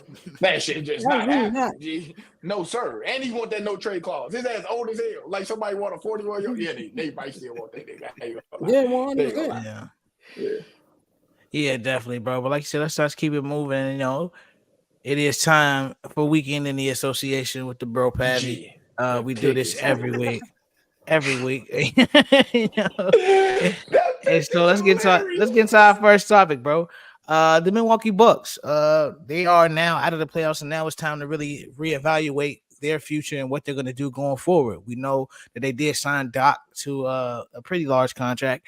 We got to see what they're going to do with Dame, with Giannis, and the rest of that roster. So, Pavi, what you thinking right now, bro? I mean, obviously, Doc is there. Dame is. I mean, for them, really, obviously, this season was just a season from hell. We have a lot of like weird things that was going on this year. But you know, one positive, Middleton looked good in the playoffs. Like he looked like he was back to being a Chris Middleton that we've always seen. I think the interesting thing for the Bucks is I feel like you have 1-2 timelines. I think you have to get younger and you have to build. I think they're stuck in between two teams. They still have the like Drew Holiday, Giannis,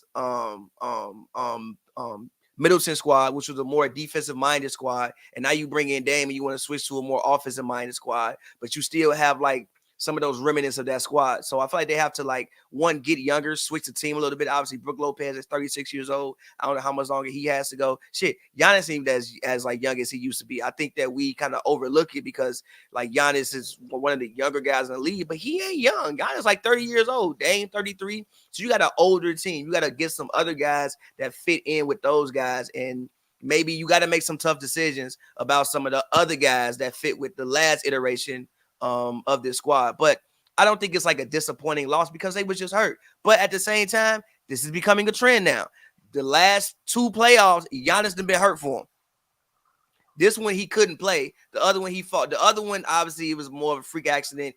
I think both of them was freak accidents, but the last one more freak accident. You just fall out the sky and hit your tailbone. But either way, you was out for 2 games. You came back. You clearly couldn't like really maneuver. But I don't think it's a catastrophic loss for them. I think you can go into the offseason. You can kind of analyze this season. You're like, all right, we got Dame. Dame still look good. Like I think that Dame can at least give you 1 to 2 more years, barring injury. Playing at the way that he was playing this year. He still looked good. He'll have a little bit more familiarity with Giannis. Like even when they made the trade last year, I think the trade happened in like August, if I'm not mistaken. So like it was kind of later in the year. Well, It was later a late trade. I think it was September. Yeah. Like it was like a week before training camp. Yeah. So like you really couldn't like alter your roster for real. Like you was kind of like set in your roster. You couldn't really alter it for real. Like this time they're there, they're on the team. Everybody know that they're gonna be there. Even in the offseason, maybe they can go work out together and do things. So I don't think it was like again catastrophic loss for them.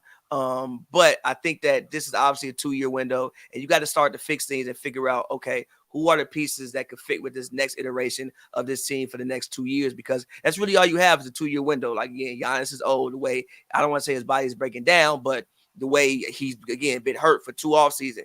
And he missed a lot of games this year, too. He played like 68. Usually Giannis is the guy who plays a little bit more than that. Dame is older. Like I said, Brook Lopez at 36. Middleton ain't no spring chicken. So you got maybe 2 more years, 1 to 2 years where you can figure this out. So I just think that they got to figure out this next iteration of what this Bucks team will be.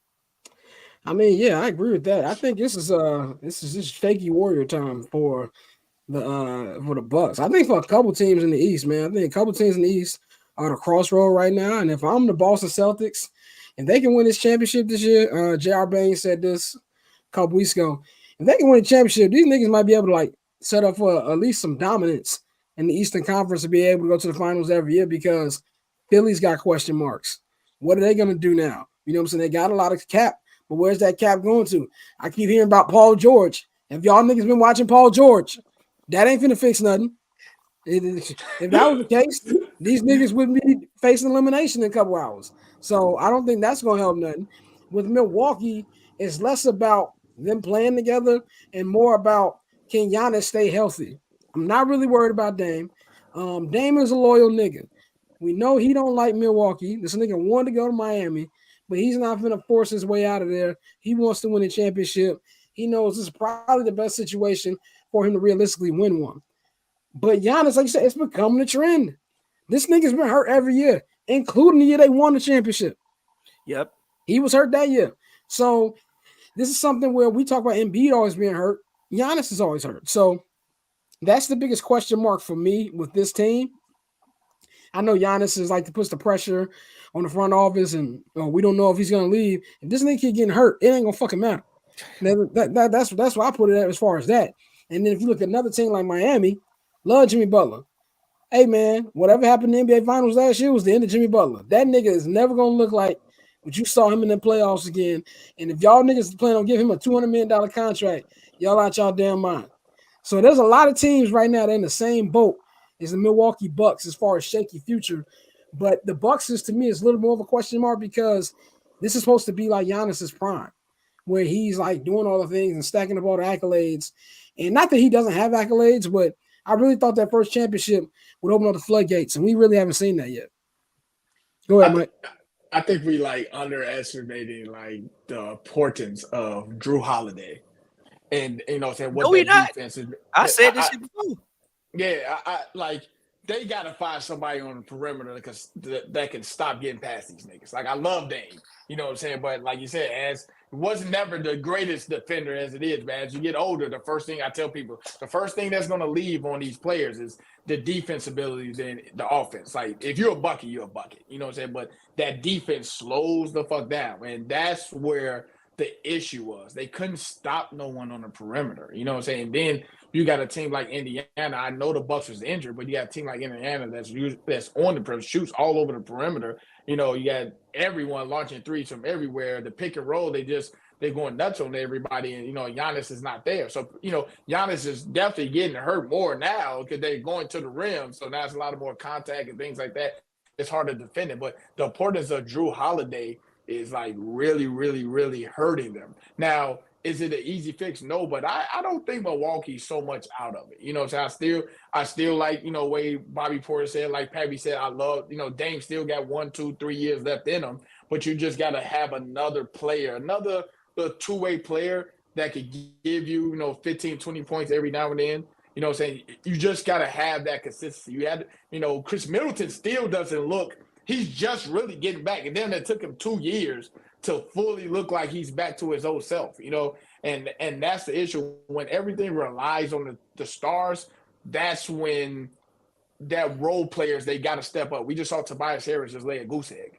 You know what I'm saying? Like, you're getting all this money, and now everybody say, oh, he's a solid third player, but now you're looking at it like, man, he looks like just a regular role player that's getting paid all this money. So, but Boston can go on a run, but I still think Milwaukee, injuries happen. Anybody get injured. You know what I'm saying? Like, and I hate that happens. I don't want nobody to get injured. But Milwaukee's still one of the best teams in the East and, in the NBA. It's not like they're dropping from the power ranking. They still a top 10 team, in my opinion. They had a lot of issues and still finished out, third? And they could have finished second or whatever. So they still can do it. I never did like the Doc Rivers move.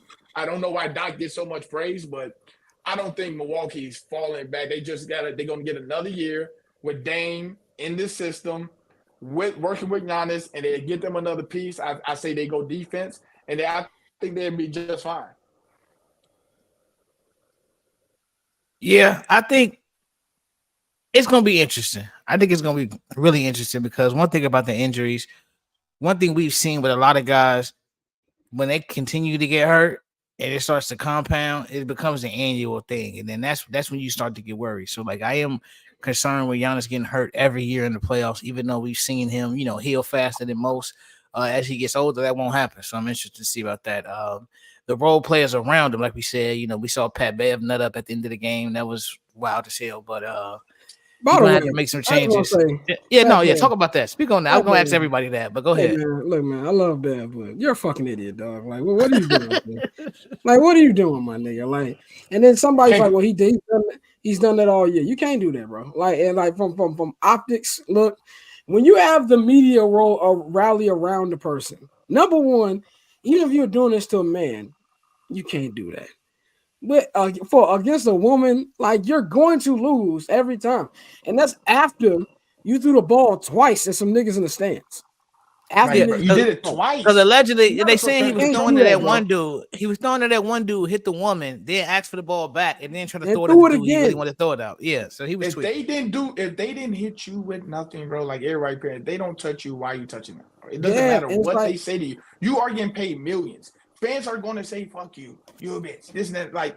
Come on, bro. Like it comes with the territory, bro. Like, bro, that's your job. G. Be a professional, bro. Not like when people be shocked like, "Hey, nigga, you banned for the year. They suspended for a year, G." Like, what's the difference? You hit somebody with the bat twice. Like, come on, bro. Unnecessarily, bro. Like, I'm not calling for nobody to lose money, stuff like that, but bro, you're going to hit the fan twice. Don't make it easy for Adam Silver, bro. Don't make it easy for Joe Dumars. Joe Dumars be coming down heavy on players, bro. This the type of shit that might impact Bev NBA career. That's what I'm saying. That's what I'm saying. 34 years old. Ain't like going out there averaging 20. We can definitely replace your hustle. We can definitely find somebody else who can hustle and hit a three. That ain't irreplaceable. Oh, like, we know you're knowing and stuff like that, but that's just overstepping it, bro. Too far. Like Too that's far, just too far, bro. I couldn't believe that shit. I'm like, man, come on, bro. Yeah, I was And- like, double take. What you say, Pappy? Go ahead. I just want to say just one last thing that I want to say about the Bucks was I think what they really need is a bigger two guard. I think their backcourt has been too small forever. Like you got Dame and you got Malik Beasley. And they was running with Dame and Pat Bev. Like that's just too small of a backcourt. I think you need a two guard that's more like 6'5" to give you a little bit more size in your backcourt. Now, how you gonna find that? Don't ask me, but I think you need a guard that's like about 6'5". And I just want to say this, and we'll move on to the next topic. Or Dante can finish up your top. My fault. I just want to say this as we're getting ready for Caitlin Clark's preseason debut. WNBA tweeted tonight. The time is now. Tune in to watch Caitlin Clark. She makes her debut against the Dallas Wings. And a nigga tweeted. There's also Angel Reese, Camila Cardozo, Elisa Peel, and JC Sheldon making their rookie season preview. Stop doing that shit. All right. We know they make it. Like if a nigga put up, oh, tonight, LeBron, Jokic, and niggas say, hey, don't forget, Paolo Banchero going head-to-head with Donovan Mitchell tonight, niggas. Like, come on, bro. It's because they need to stop treating – this is going to sound horrible, but they need to stop treating the women like they're women athletes and just like they're athletes. Yes. And the Bucks treat them like they're women athletes, so they treat them like they're Make-A-Wish kids. They do but see, niggas is that ain't horrible. That's facts, though. That ain't horrible. That's facts. Niggas, what I mean by niggas are doing this because they want to act like this white woman is just getting the love because she can't hoop and she's just white. She can hoop, my nigga. And I'm not going to lie. Her and Angel Reese, I've seen the Angel Reese hoop. That shit's not impressive. It's not. It's not. Caitlin Clark can hoop. That's Joakim Noah and LeBron James. What are we doing? Bro, that Angel Reese shit, I'm like, shorty really can't hoop. Like, She got 15 rebounds because she missed all her shots and she just got the rebound over everybody else. Bro, that's like, Caitlin Clark is actually coming up the court, putting that bitch behind her back and pulling that bitch, bro. Mike, like, I'm watching Caitlin Clark, bro. Mike, that's like McDonald's saying, hey, man, come get our new spicy chicken sandwich. And niggas like, hey, y'all know y'all niggas got nuggets, too. That's not what niggas is fucking promoting, bro. Like, what are we doing? That's fact. Yeah, nah. Let's not do this all season. The pandering is going to another level. Like we know that there are a lot of other women in the W, and we're going to support them. But like Caitlin is a star. They know what we want to see. I don't want to see Angel Reese hoop.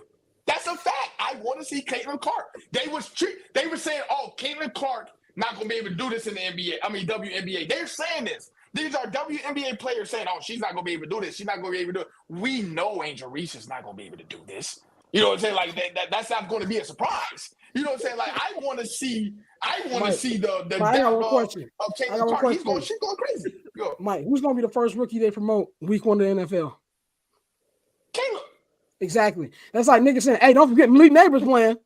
He might be on Sunday Night Football, Monday Night Football. Like what?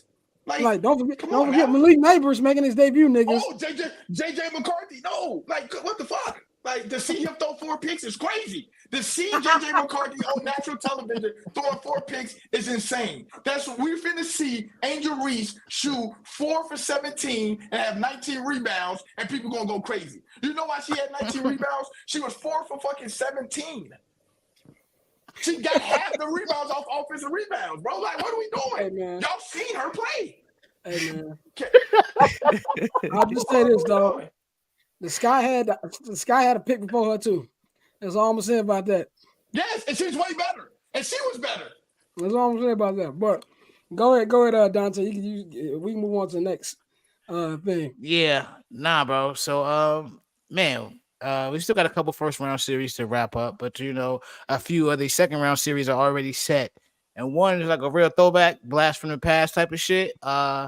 We got the New York Knicks will be facing the Indiana Pacers. The Knicks, great defense. Indiana Pacers, high octane offense. So it kind of it has a 90s vibe to it with just, a modern twist. So how y'all feel about this series, and who do y'all got? Well, we can save our picks. We'll save our picks. But how y'all feel about the series? We'll save our picks for the end of it. I'll say this. First of all, have any of you niggas seen the second of Cavs Magic? Yes, I have. It's a really good series, actually. Yeah. Good series, I watched 2 games. Okay. I've seen a couple highlights.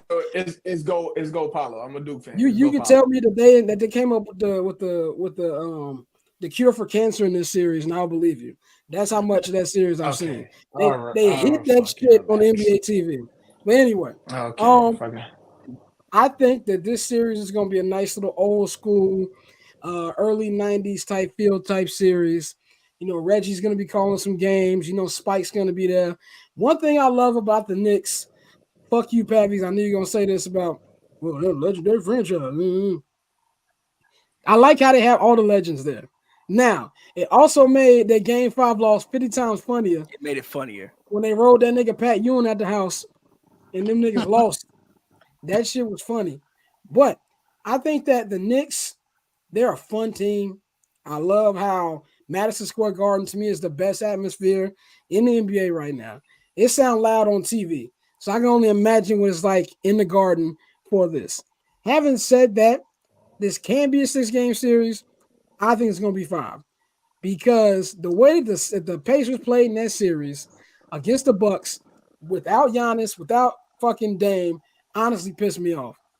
And offensively, yeah, they put up tons of points, but they're not going to be able to guard what the Knicks have. They're not going to be able. It's going to be a long series for Tyrese Halliburton trying to guard Jalen Brunson. It's going to be a long series for them trying to guard all those other guys. So I think once you take the actual nostalgia out of it, I don't know if it's going to be as entertaining as people think it's going to be, but I do think it's going to be something that's cool for the Knicks, something that's cool for the Pacers. Pacers ain't won a series. I didn't know this is their first series win in 10 years since they beat the Wizards when Paul George and David West was there. So it's good to see these see these old franchises back in there. But if I'm the Boston Celtics, nigga, I'm motherfucking count my money like nigga. This finna be a nice little snooze fest to the finals because I don't think neither one of these niggas can touch Boston. But I'm gonna go with New York in 5 in this one. I'm going. Go ahead. I'm going with the Knicks to win this series just because I think that the Pacers can't guard the Knicks and the Knicks can guard every single thing the Pacers want to do. Jalen Brunson might break the Madison Square Garden all-time scoring record for a game in this series. If he was given fucking the Sixers 41, what is he gonna give the Pacers? I don't even want to think about what he's gonna get the Pacers. And I think that they would have an easier time scoring. Obviously, like granted, Embiid, I don't think he played the best series offensively. But especially in like a game 5, he still was a presence at the rim. Like if Joel Embiid does this, he's a massive human being. They don't have any of that. I mean, well, no, Miles Turner is solid, but like he's not Embiid though. So I feel like their presence at the rim isn't as good. I think they'll have an easier time scoring the basketball. And yeah, I'm with you. I think it'll be a 5-6 game series. I don't think the Pacers would be in this situation if the Bucks had any of their star players. Yeah, 100%. I don't think they would be in this position. I think the Knicks literally earned their victory, and they're missing their star, and they're missing people. They have people hurt. So I think that that the Knicks, we gonna get a Knicks Celtics conference finals. And yeah. Ooh, I mean, my bad, man. I was gonna say New Yorkers finna get hit with a nice cold of nice racist reality in that next round, boy. Yeah. If you niggas think y'all putting up TD Garden, yeah, all right. It's only 2 ways the Pacers gonna win this, and that's if they hit the Indiana Fever up and said we get Caitlin Clark on the team. That's the only way. Or if fucking Julius Randle come back and get to shooting 4 for 19, shooting them bricks. Right. That's the only way they're gonna win. You know what I'm saying? And you was about to say the Knicks missing a star in Julius Randle. Julius Randle. I was like, no, they're not. He scores the nastiest 24 points I've ever seen in my life. Oh my god! It's a 5-game series. It's just you know what's crazy? Josh Hart is going to lead the whole team in fucking rebounds. This nigga can rebound, bro. Josh Hart is a bit. I looked up one time. This man, his over. I know you a bet. This man over be like 11 for rebounds. I'm like, damn, Josh Hart. But Josh Hart be out there hustling. And like Scott said earlier in the playoffs, man, it's a 7-man rotation. 8 max, you all playing 40-something minutes. You know what I'm saying?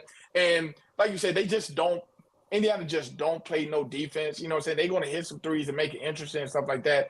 But just a better coach, better defensive team, better grinding team, just a more physical team. You know what I'm saying? Like they're going to slow it down so that it's not no run and gun. You know what I'm saying? Like you said, Jalen Brunson is finna give you this 51 in the Garden slowly too. You know what I'm saying? So it's going to be nasty.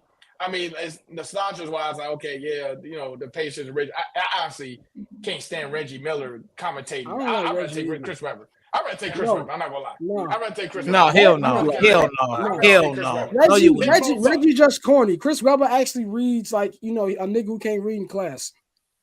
Okay, fair enough. But I'm still Yeah, straight on corny. I'm still trying to get rid yeah. of both of their ass then. But yeah, it's the Knicks, and it's easily, and then Knicks gonna lose in fucking 6 to the Celtics. So Yeah, but nah, bro, I agree. I got the Knicks in this series. I think it's gonna be a very exciting series, though. I think just the play styles, the clash in play styles, despite and the fact that the Knicks can still put up points, even with the way that they play defense. I think that's gonna eventually gonna lead to Indiana's downfall. Like we all said, if the Bucks had their full roster, they would have probably got smacked in five.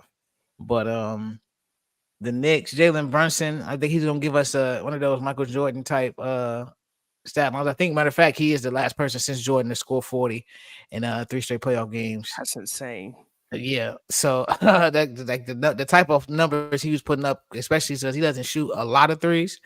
It's fun to watch, and we always talk about how everything is turned into just the analytic battle, but you see a little old school in this game. But I probably got the Knicks in. I say Knicks in five, Knicks in an exciting 5 games. But I think, like he said, it's gonna be dope to see the Garden rocking because it's definitely gonna be rocking.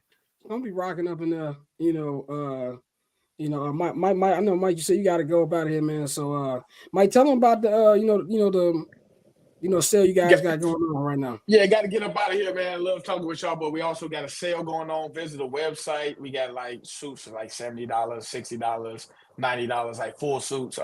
Check out the website, Club.co, not .com.co. So pillarsclub.co. Appreciate y'all, man. Yes, sir. We got 2 more topics with Pavi before Pavi gets up out of here. The homie Mikey be joining us in a minute. Local hour is free this week. So the local hour will be live streamed on here. So don't turn the channel. And we will be talking about all Bears. If you niggas thought I was on my deathbed and didn't think I was gonna talk Chicago Bears football, nigga, you got me fucked up. Shout out my nigga Caleb. That nigga Caleb first of all, Caleb, I'll say about Caleb. We'll get to nigga. That's a nice nigga, bro. And I'd say that Justin wasn't nice. There was many times that I would come up to Hallis and this nigga would give me the death stare. Many times this nigga would give me the death stare. I walked up in there. I'm like, yo, Caleb, what up? How you doing, man? What's going on? Like, this nigga's just like he's an energetic nigga. Like, I felt like Day up in Friday night. Like, I like this nigga. I like him. This nigga just like the nigga got like real leader vibes, bro. Like, so he got real leader vibes. I know I'm drinking the Kool-Aid, but we'll talk about that in a little while. But let's go to this next series, which I feel is going to be the real Western Conference Finals here. And that is Denver Nuggets going on against the Minnesota Timberwolves. I will say this about Mr. Anthony Edwards, man. First of all, this motherfucker is exactly what the NBA needs.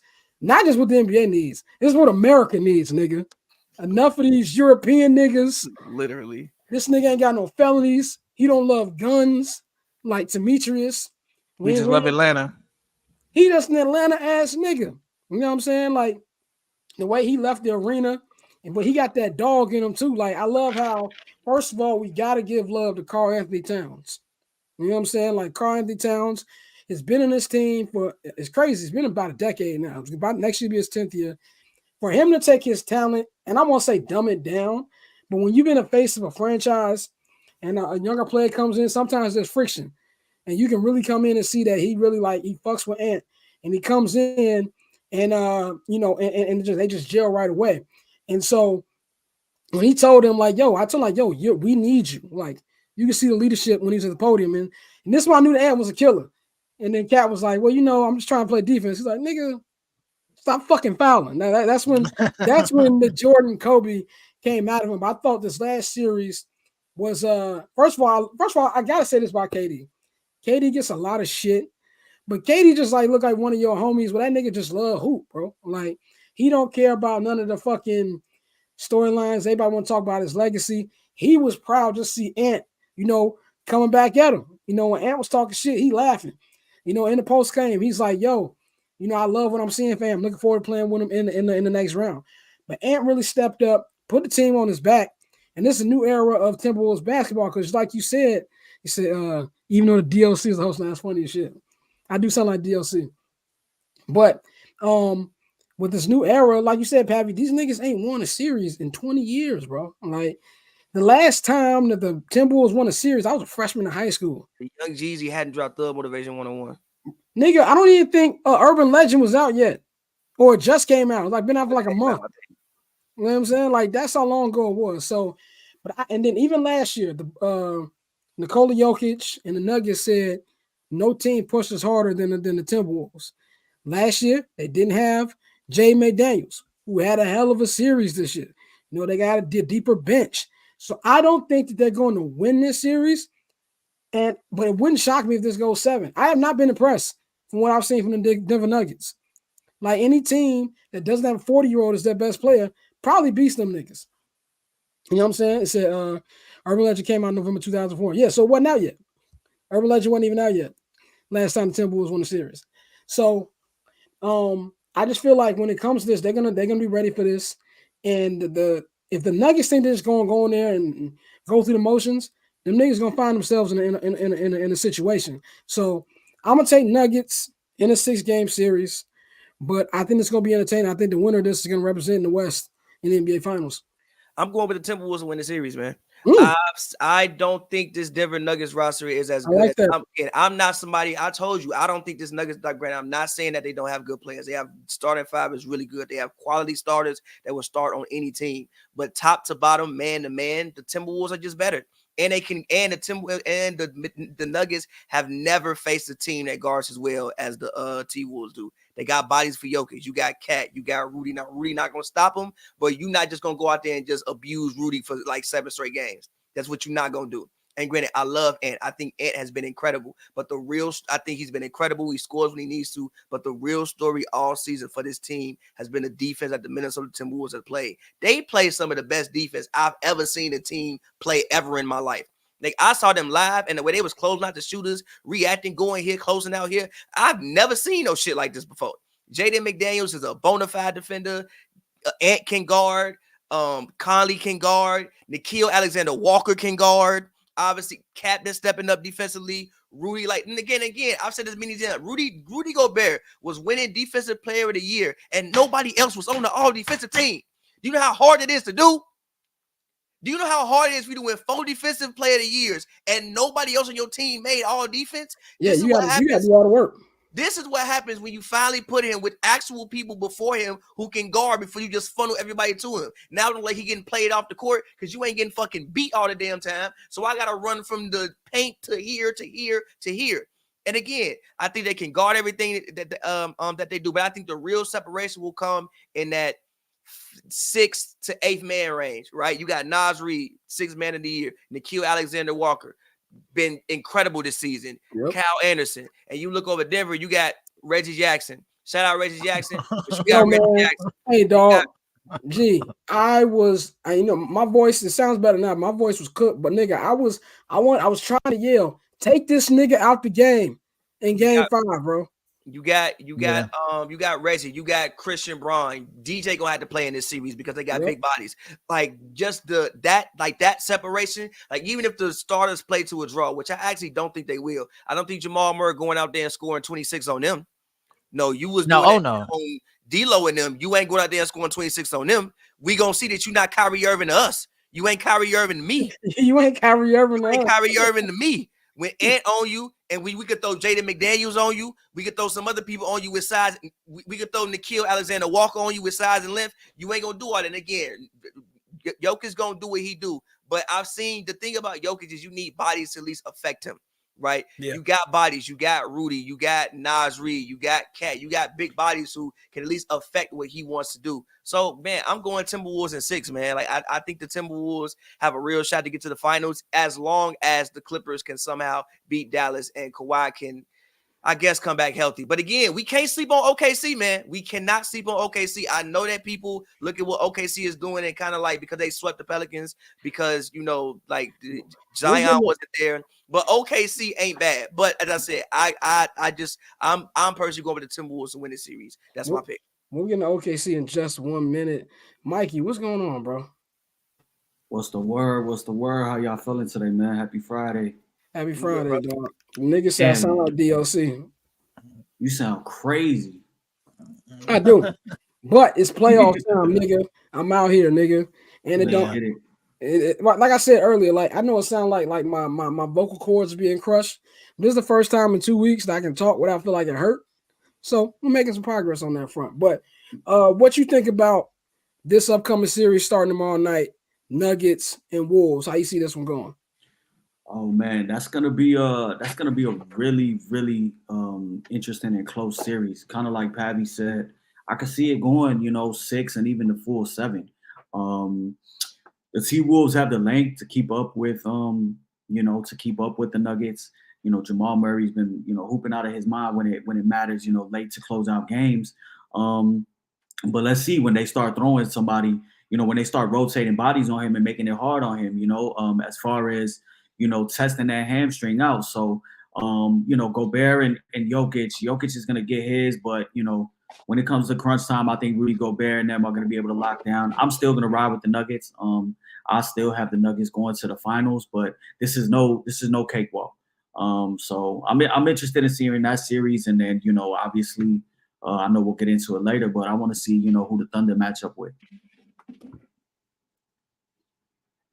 Yeah, no, I feel you, bro. I've been going back and forth with this one because I've been talking about the young guard and the guys coming to really, stake their claim for everything. Fuck. I'm gonna go Timberwolves. I'm gonna go Timberwolves in 7. I think this is a series where, Pavi, one thing I gotta give you credit for, bro. You really been one of the few Rudy Gobert defenders for years.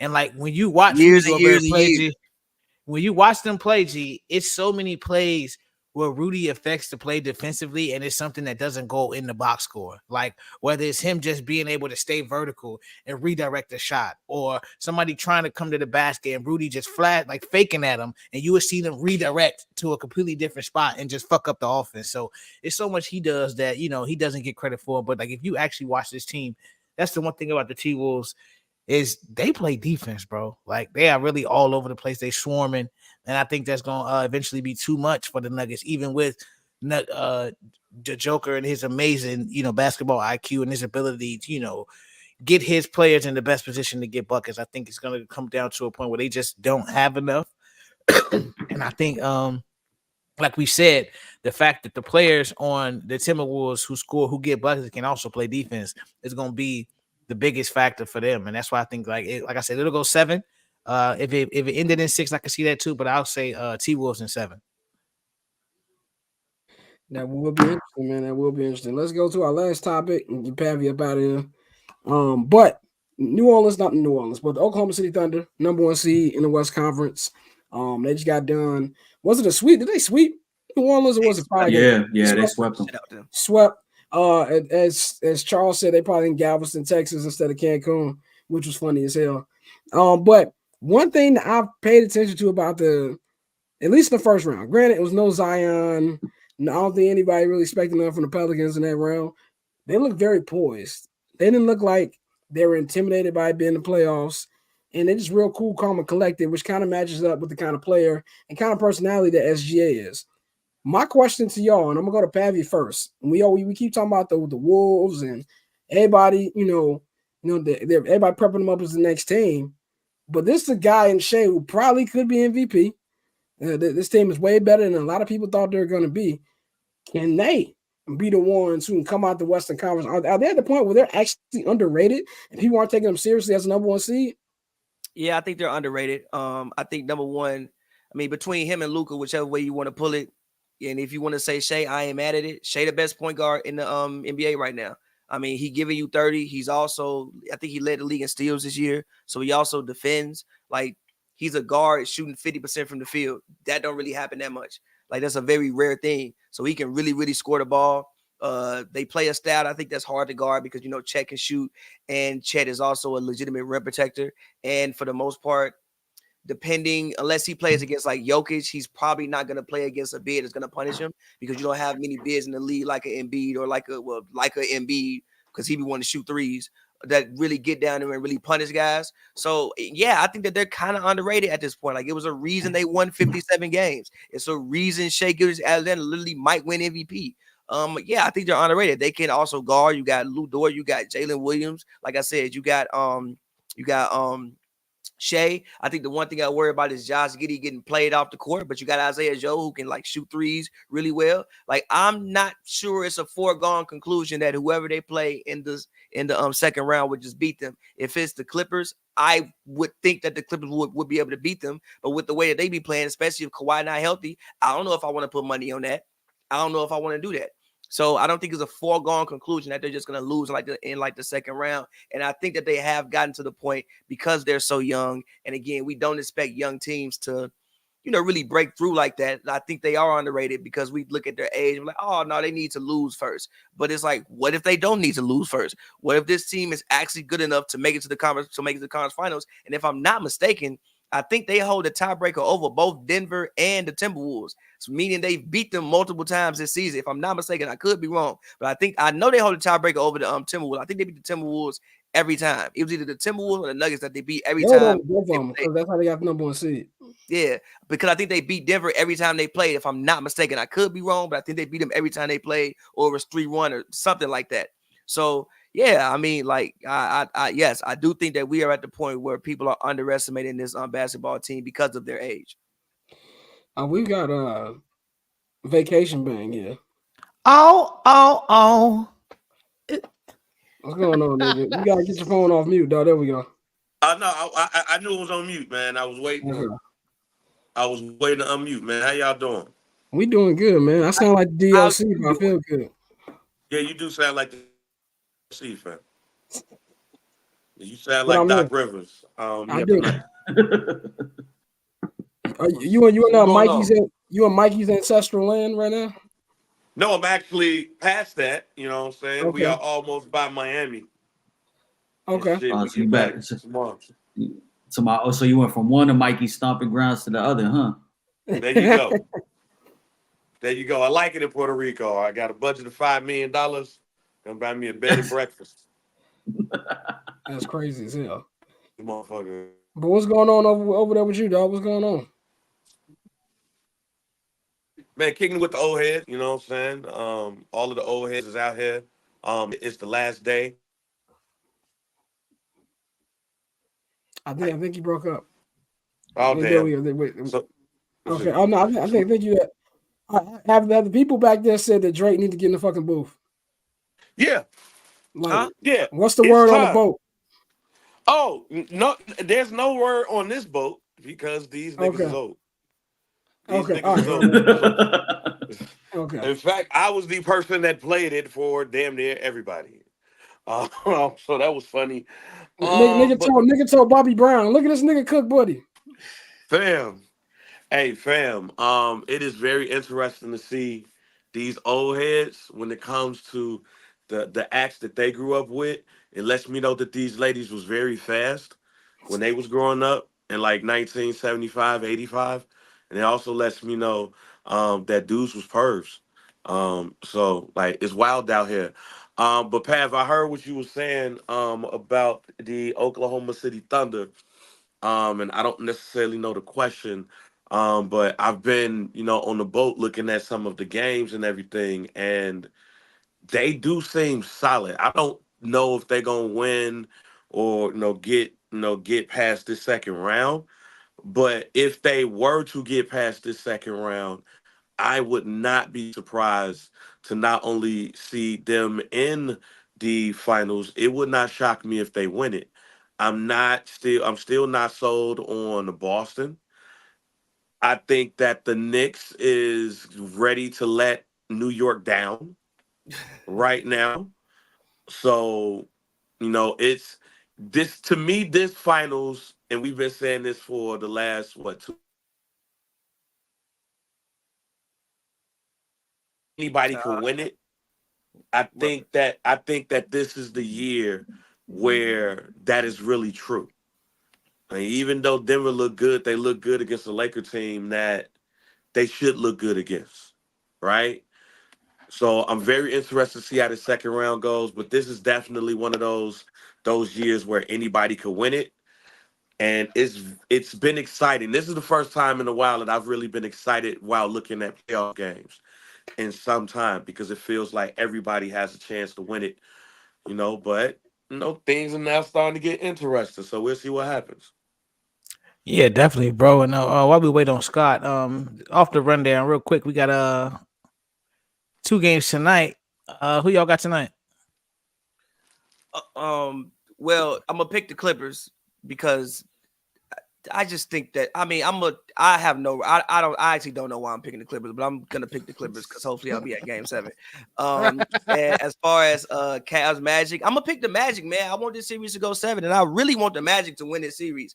I think the Magic would serve slightly a little bit more opposition for the Celtics just because they can guard. Like they're really, really long. They can guard. I also think it would be just a cool story. Like Paulo was another one of those guys. So I think that obviously the jury's out on him because in his second year. But the jury's out as far as like, are you just like one of those 10 to 15 guys, or could you literally be a top 5 player in the league one day? So I'm gonna pick the Magic because I want to see them win.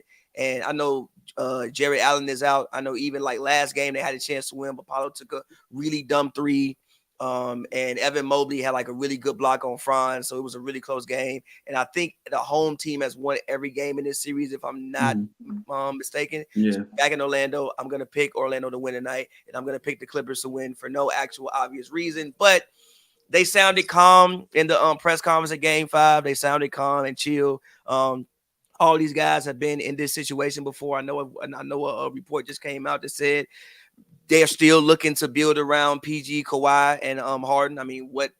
Obviously they're still looking to, and they're gonna bring Ty Lue back. So I don't think that there's this level of like, if we lose tonight, it's some catastrophic loss or something like that. So I think that common thing will help them get it back to LA for game 7. If they get it back to LA for game 7, I think that they can take that game. And also I think the Mavericks defense has been incredible, but like I don't trust it 7 straight times. So yeah. I'm gonna pick the Clippers and I'm gonna pick the Magic. I'm gonna say for tonight, I'm going Magic just because I just don't like Donovan Mitchell. Like he's a like I know Knicks fans be thirsty for him, but why? Like what the fuck does Donovan Mitchell bring to the table? Like at all? Like he's not bad. The nigga ain't really necessarily good either. Donovan Mitchell just there. So like just off the strength of Donovan Mitchell, no actual basketball analysis. I just don't like Donovan Mitchell. And I would prefer to see Paolo or some of these younger players on the Magic go to the next round over them. But as far as the Clippers, man, it's the Clippers, the same shit the Clippers always do. Like, we're not really shocked by this. We didn't see this team this season. Kawhi, it don't really matter how many games he plays now because the nigga still gets hurt at the same time. So this series can go any way. I can see Dallas winning it tonight. I can see the Clippers winning tonight, and then whatever happens in game 7. But I'm going to go with Dallas in general. And I think Dallas versus OKC is going to be a fun series. But I do think that OKC can probably beat them. They can probably beat them because nobody talks about it because we all love Luka. But the Mavericks do a lot of smelly shit as well. And so that's something to me why it stood out to me from watching this series. But I'm going to go with the Mavericks tonight to close it out. Yeah, I'm gonna go with Mavs to close it out, and I'm gonna go with Orlando to take it to Game 7. I agree. I think the Orlando serves not only just because they're a better matchup with the Knicks. Just, I don't want to see the Cleveland Cavaliers on national TV. It's just not a team that's just very visually appealing, and it's like, you know what, we can send them niggas home. No disrespect, but so yeah, hopefully Orlando can push this to a Game 7. So I'm gonna go with Orlando. And I think the Mavs close it out. The Kawhi situation is unfortunate because he was hooping for the bulk of the year. Like he was really hooping, playing back to backs, playing every game, and for his body to take a turn for the worse at the worst possible time is something you didn't want to see. So with that being said, I think it's over with for them niggas, and look to get ready for the Intuit Dome. So I got the Mavs in Orlando. Yeah. I think that's it for the NBA. We're gonna get into our local Pavi. We appreciate you coming on as usual. Let them know when they get in tune with you. You know, you got some stuff dropping soon. As always, man, you can follow me on Twitter at Pavy World, PAVY World, all one word, Pavers.com. Go stream my music. Yeah, I got a song dropping soon. I'll tell y'all what it's called. It's called If She Wasn't Engaged. So yeah, look out for that. And Very hilarious title. It be like that when you get older. So yeah, look out for all of that. And thank you guys for having me. This was fun. Definitely, man. Definitely. We'll holler at you. We here for the local hour. Local hour was free today because yeah, we're just gonna do it free. It's Friday. You know what I'm saying? Like, you might as well. And there's a lot of Bears content to talk about. As I said at the beginning of the show, I appreciate y'all holding it down for the draft special. I enjoyed watching it back. Very high when I was watching it. I was very entertained by you guys, your reactions to the night and things going on, man. So let's just get right into it. It's been a week. It's been a week since since the draft has happened. Caleb and Rome have had their press conferences. I was there, and shout out to the catering at Hallis Hall, even though it fucked me up and pushed my recovery a couple days because I wasn't supposed to be eating spicy shit, but it wasn't nothing else up in that motherfucker, and I ain't ate for like 9 hours at the time. So let's just say it was a long weekend. But let's just talk about the fallout from that. I want to go to Mikey first. What was your feeling? Obviously, we saw you on the show, but what was your feeling the night of the next day, and how you feel a week later, as far as like all the optimism that's been flowing as a Bears fan? Oh man, I think we all knew Caleb was going to be the pick. We had been feeling that for a couple months, and once we got to the end of the season, I think the writing was on the wall. My initial reactions, I go, pick by pick for the Bears. I was actually really happy to see Caleb cross that stage and to see the personality that he had, to see his level of excitement. You can tell that that's somebody that worked hard to be, pick number 1-1. And for all of the he doesn't want to be in Chicago, everything, he dispelled everything perfectly. From the excitement, from the taking pictures with the crowd and the guy that's dressed up like the Bears, to the custom chrome heart, Chicago t-shirt. Like, that's somebody that wants to be here. So for me, I felt really proud to see him cross that stage and know that, we possibly are entering, hopefully, knock on wood, that we have a franchise guy, because we see it. The talent's undeniable. It's just translating that to the next level. So I was super happy, with Caleb, as far as just what I saw, his overall excitement and, the joy in his face and being drafted by the beloved. It started to get, a little dicey, because I think we all wanted, Bang, Dante, we all wanted Neighbors of Rome. It was Neighbors of Rome. It was Neighbors of Rome. So, once Malik Neighbors went, we were like, shit, okay. And the whole trying to, not check on Twitter. Plus, we're all watching it and, in different cities and in different time zones and on different streaming networks. It was kind of hard. So that shit was funny watching it back, trying to tell Courtney, like, don't ruin it. But when they took, when they went offensive lineman for the Chargers, I figured we had a chance. And then when the Titans went O-line, I figured we had a chance. And it was just, man, please, please, please, please don't let somebody either jump Atlanta or don't Atlanta, take Roma Dunze. So seeing Roma Dunze fall, right into the Bears' lap, my feeling when I went to sleep and I woke up the next day was like, I can't believe this is real. Like, for once, we talked about it on the show. For once, the Bears didn't pull the goofy and, trade back to get more draft capital, or, like, they just went and they stuck with their board and they took the best guy.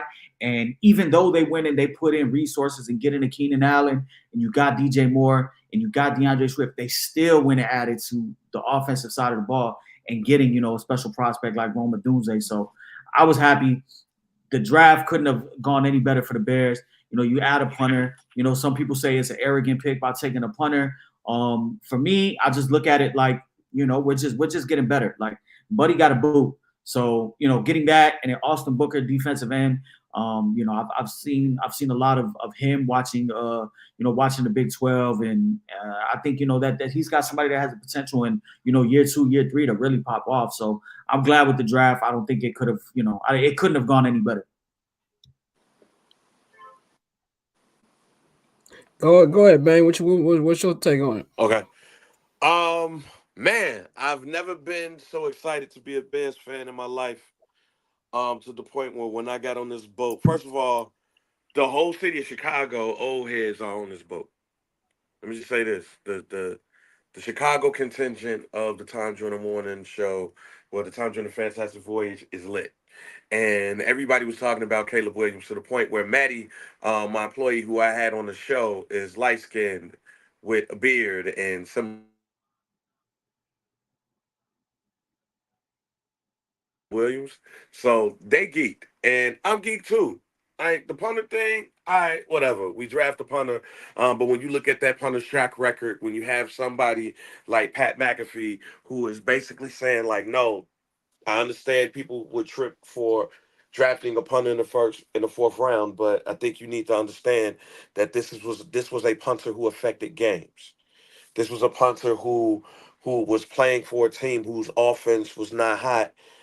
They have to win their games through special teams and defense. So you add him onto this team is all about field goal position. Field position, excuse me. And when you look at great having field goal position that will field position that can help you affect the game with the defense that the Bears is expected to have, that pick is worthy as long as he does his job. I do like all of our picks really. I think they have now help on that offensive line with homie from Yale, Austin Booker. There was a lot of people that was hoping that the Bears would get a defensive lineman with that pick that the punter had, but they came back into the draft and addressed that need. So they really addressed to me the majority of the needs that they were looking for with not having a lot of picks. Needed quarterback, you had the opportunity to pick the best quarterback in the draft. You got that. You got with somebody who's arguably one of the best wide receivers in this draft class. Some people have him ranked just as high, if not higher, than Neighbors and Marvin Harrison. You have a punter which was in need because Trenton Gill was Huff, and you come in and you get a developmental defensive end, and you still got money. Free agency's not over. You have the whole offseason, including training camp, to see what you have. So I am very excited about the team at this point. And also, I don't know if you guys saw. I read an article while I was here on this boat that they was kind of funneling plays and stuff over to Caleb Williams. Don't know if that was true or not. Yeah, With Waldron and the organization that they was working with helping yeah, it was Caleb true. Williams. It was true. Okay, It was true okay, because dude so who was with the QB Collective. If you haven't seen, yeah, it's a good QB interview on 6-7 to score. So basically, NFL rules they were able to like have communication with Caleb like once a week or some shit like that. So Caleb's been kind of in the playbook already. Working with him because I guess dude is like his separate QB coach or some shit like that. yeah. Yeah. So even that's the advantage of having the number one pick. So with that being said, he comes into the season not only the best quarterback that we've drafted because he's number one, but he comes in more prepared than any other quarterback that we had because we knew we was going to get him, and he knows the playbook already. So I am very excited to see what's next for us. Yeah, man. I mean, I'm with y'all, man. I think it's the first time as a Bears fan where it's been legitimate happiness and what's the word I'm looking for? Optimism. When I went to that press conference last week, which I had no business going to because I was, if you thought my voice sound bad right now, nigga, at least it don't hurt right now. Last week, nigga, it hurt when I was talking. But the feeling in the building, this is my fourth year covering the team, was a different feeling. And even the most pessimistic Bears media members were cheesing like some goddamn kids last week. And you can just feel that energy in the building. It felt official. Caleb is not somebody who shies away from these things. I'm not saying that he's gonna come out light shit out right away. We don't know. He's a rookie. But I feel for the first time as a Bears fan that right away, I think they got it right. Mm-hmm. And when they got wrong, that to me proved that this is a new era. And I say that because peak Bears would be we got the quarterback of the future. Now let's go get a defender. You know what I'm saying? Let's go get let's go get one. You double down and you'll get you a rookie wide receiver, even though it wasn't a need. You've already got DJ Moore. You traded for Keenan Allen, but you're like, yo, we're gonna get that. And to hear that Ryan Poles had to be talked out of trading up to get Rome means that he was already on their number one to begin with, man. And I'm just excited. The schedule's gonna come out next week. Streets have told me it'll be Thursday. And I really think you're gonna get a heavy primetime presence from the Bears. Dan Wiederer kind of echoed my sentiments. He thinks the Bears going to get 5 primetime games this year, which is, I think, 5 before the flex options. And a lot of people are going to see this team. There's going to be a superstar spotlight element to it. And you already see it with Caleb. Caleb's everywhere. I mean, the nigga got drafted. 48 hours later, he courtside the Laker game. And that's just really what you see from him. And I don't know if the Bears, I think the Bears front office is ready. That's one thing I did take from that. I think they're ready. And I think it's time for the city to get ready because I think it's going to be a very, very fun year. Hey, Scott, before I get out of here, because I got to go to this dinner, there's 2 things I want to add to this. First of all, the only thing I don't like is this bear claw shit. I'm not with the bear claw shit. Not with cracking the file. I'm not with the raw shit, nigga. This is I'm not with the reptile on rug raw shit. But also one of my mentors here at the gig turns out that she's personal friends with Ian Cunningham. So before I even got on the boat, she was like, "Yo, are you happy?" And I was like, "Oh yeah, hell yeah." She was like, "Well, guess what? I know Ian Cunningham." I said, "Man, tell Ian Cunningham I'm going to miss him next year because no, I'll miss you next year, my G. But thank you and thank Ron Pose and the Bears for us the most confident that we've had sometimes. I think we take certain things for granted. Yeah. And I'm not gonna go up here and act like I'm gonna say we're gonna win 4 games and win a Super Bowl this year. I'm not doing that. Well, I'm gonna stop optimism. And when we drafted in my day, we drafted Cade McNown. We still like, oh, we still fucked because we wasn't in front enough to get Dante Culpepper. And we were not excited when we got Rex Grossman, man. We were excited when we got Justin Fields, but it was tempered because we had of this nigga as our still Matt Nagy. This is the first time where I believe all of the stars are aligned. And you look at an organization like the New England Patriots, where they was a doormat for years. I mean, for years. Other than going to the Super Bowl in '85, they were a doormat. And you look at that organization and you see what has happened. Not going to go on no predictions and say this man is about to win.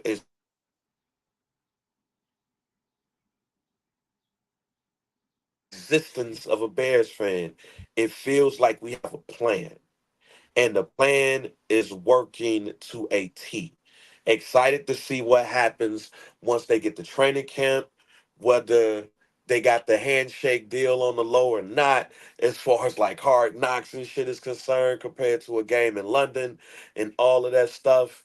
I if I were to make a prediction, it's probably if that shit is true, then the Bears is going to London.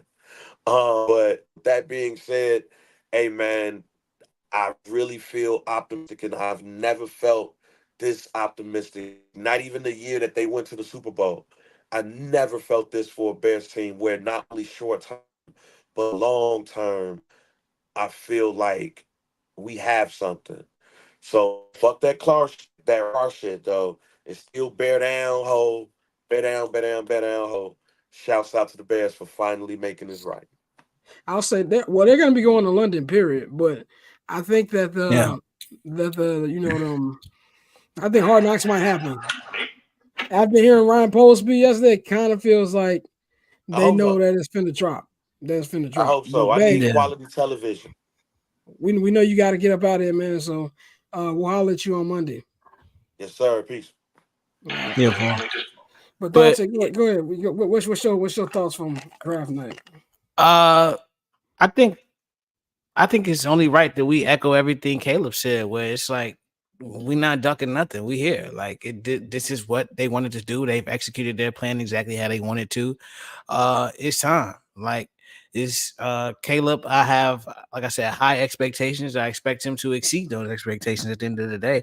I really do expect a CJ Stroud type of season from him, just based off everything he said and everything, and knowing like the way you said, like you said, he's already been getting pieces of the playbook, and working with DJ, and having throwing sessions with his receivers. Obviously, got to get him in the pads and see what he does, in competition. But with everything I've seen, bro, I'm it's time, I feel, for us to stop being cautiously optimistic and just be optimistic, and just say, it's really time for the Bears to become a true modern NFL franchise. I liked Mikey went through all his picks. I agree for the most part. I think the punter is dope because one thing he'll be able to do is flip the field. A friend of mine went to Iowa, so I watched a lot of Iowa games on Saturdays, and they punted a lot. And bro flipped the field a lot. He was at times their best offensive player. So like you never seen a punter with a fucking 8-minute highlight tape.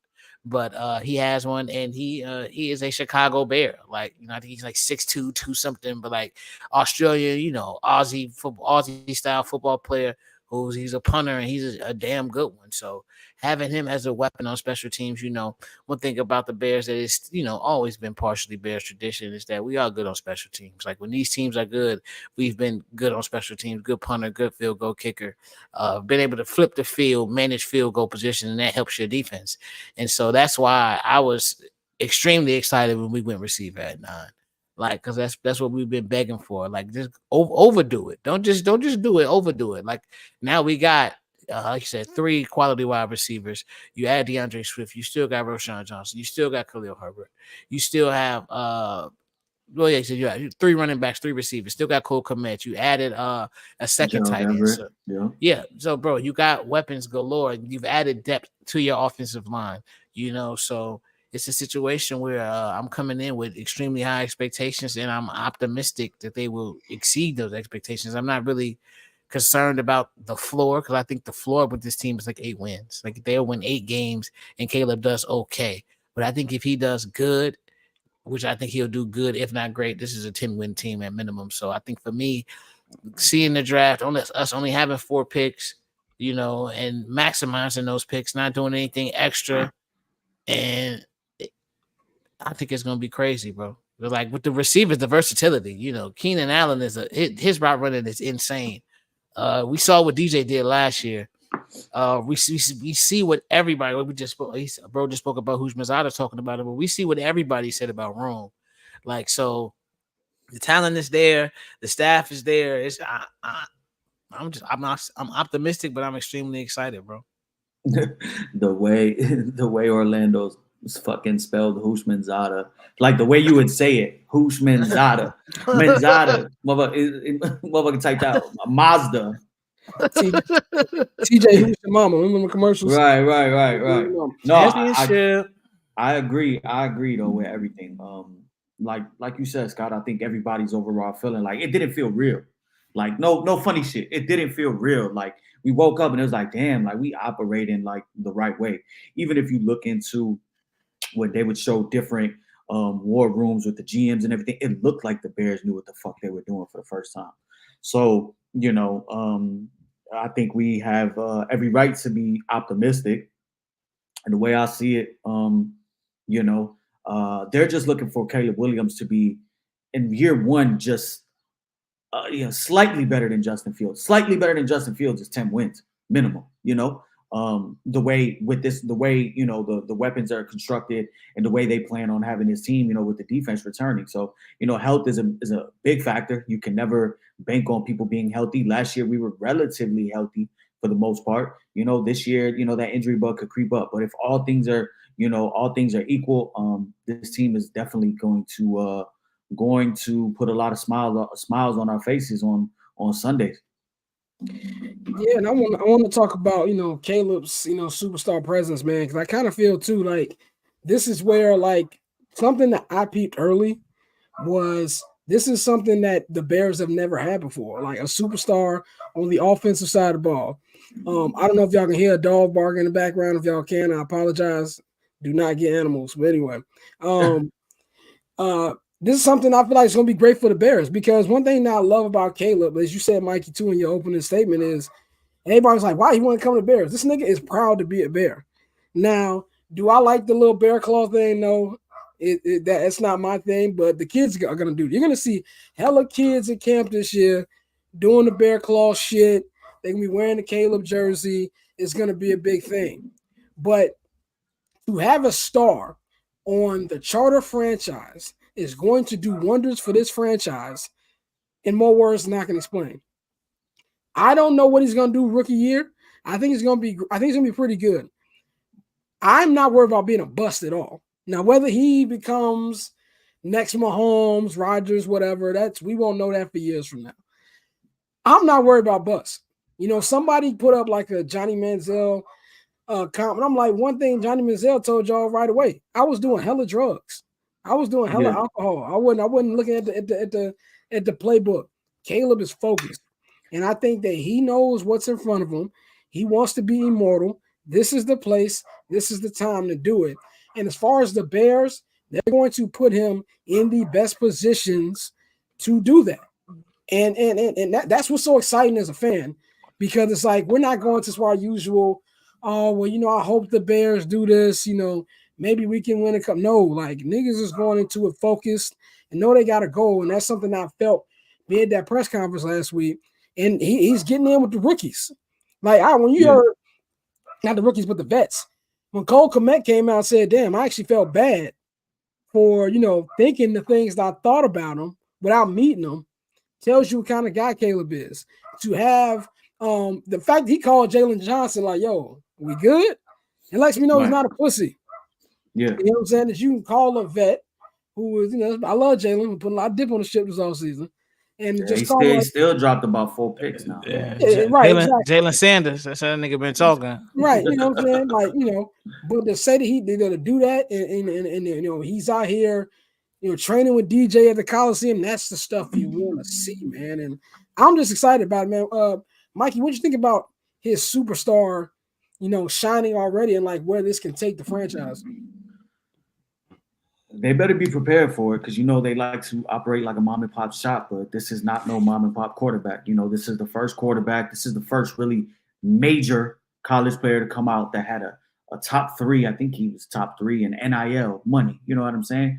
So this is the elite of the elite. This is, and you know, kind of going into that whole Bear Claw situation, like it might look goofy to us because we're in our 30s, but for the younger fans, and for his brand, he knows what the fuck he's doing, you know? And that is going to be, like you said, something that we're going to be seeing the little shorties doing. We're going to be seeing it probably if they get selected on Hard Knocks. You already see the NFL is pumping it out. The motherfucker's been a Bear for a week and a half, and everywhere he's at, he's throwing up that Bear claw. So fuck it. You know what? Go ahead and put the world on notice that the Bears are here. So I think it's gonna be crazy. The city hasn't had somebody with this type of personality and like presence socially in a long time. Nobody from that Cubs team was this popular. You know, this is, you know, D Rose was popular, but D Rose ain't have the personality that Caleb Williams has. You know, you gotta really go back to him and Justin had the same personality, damn near.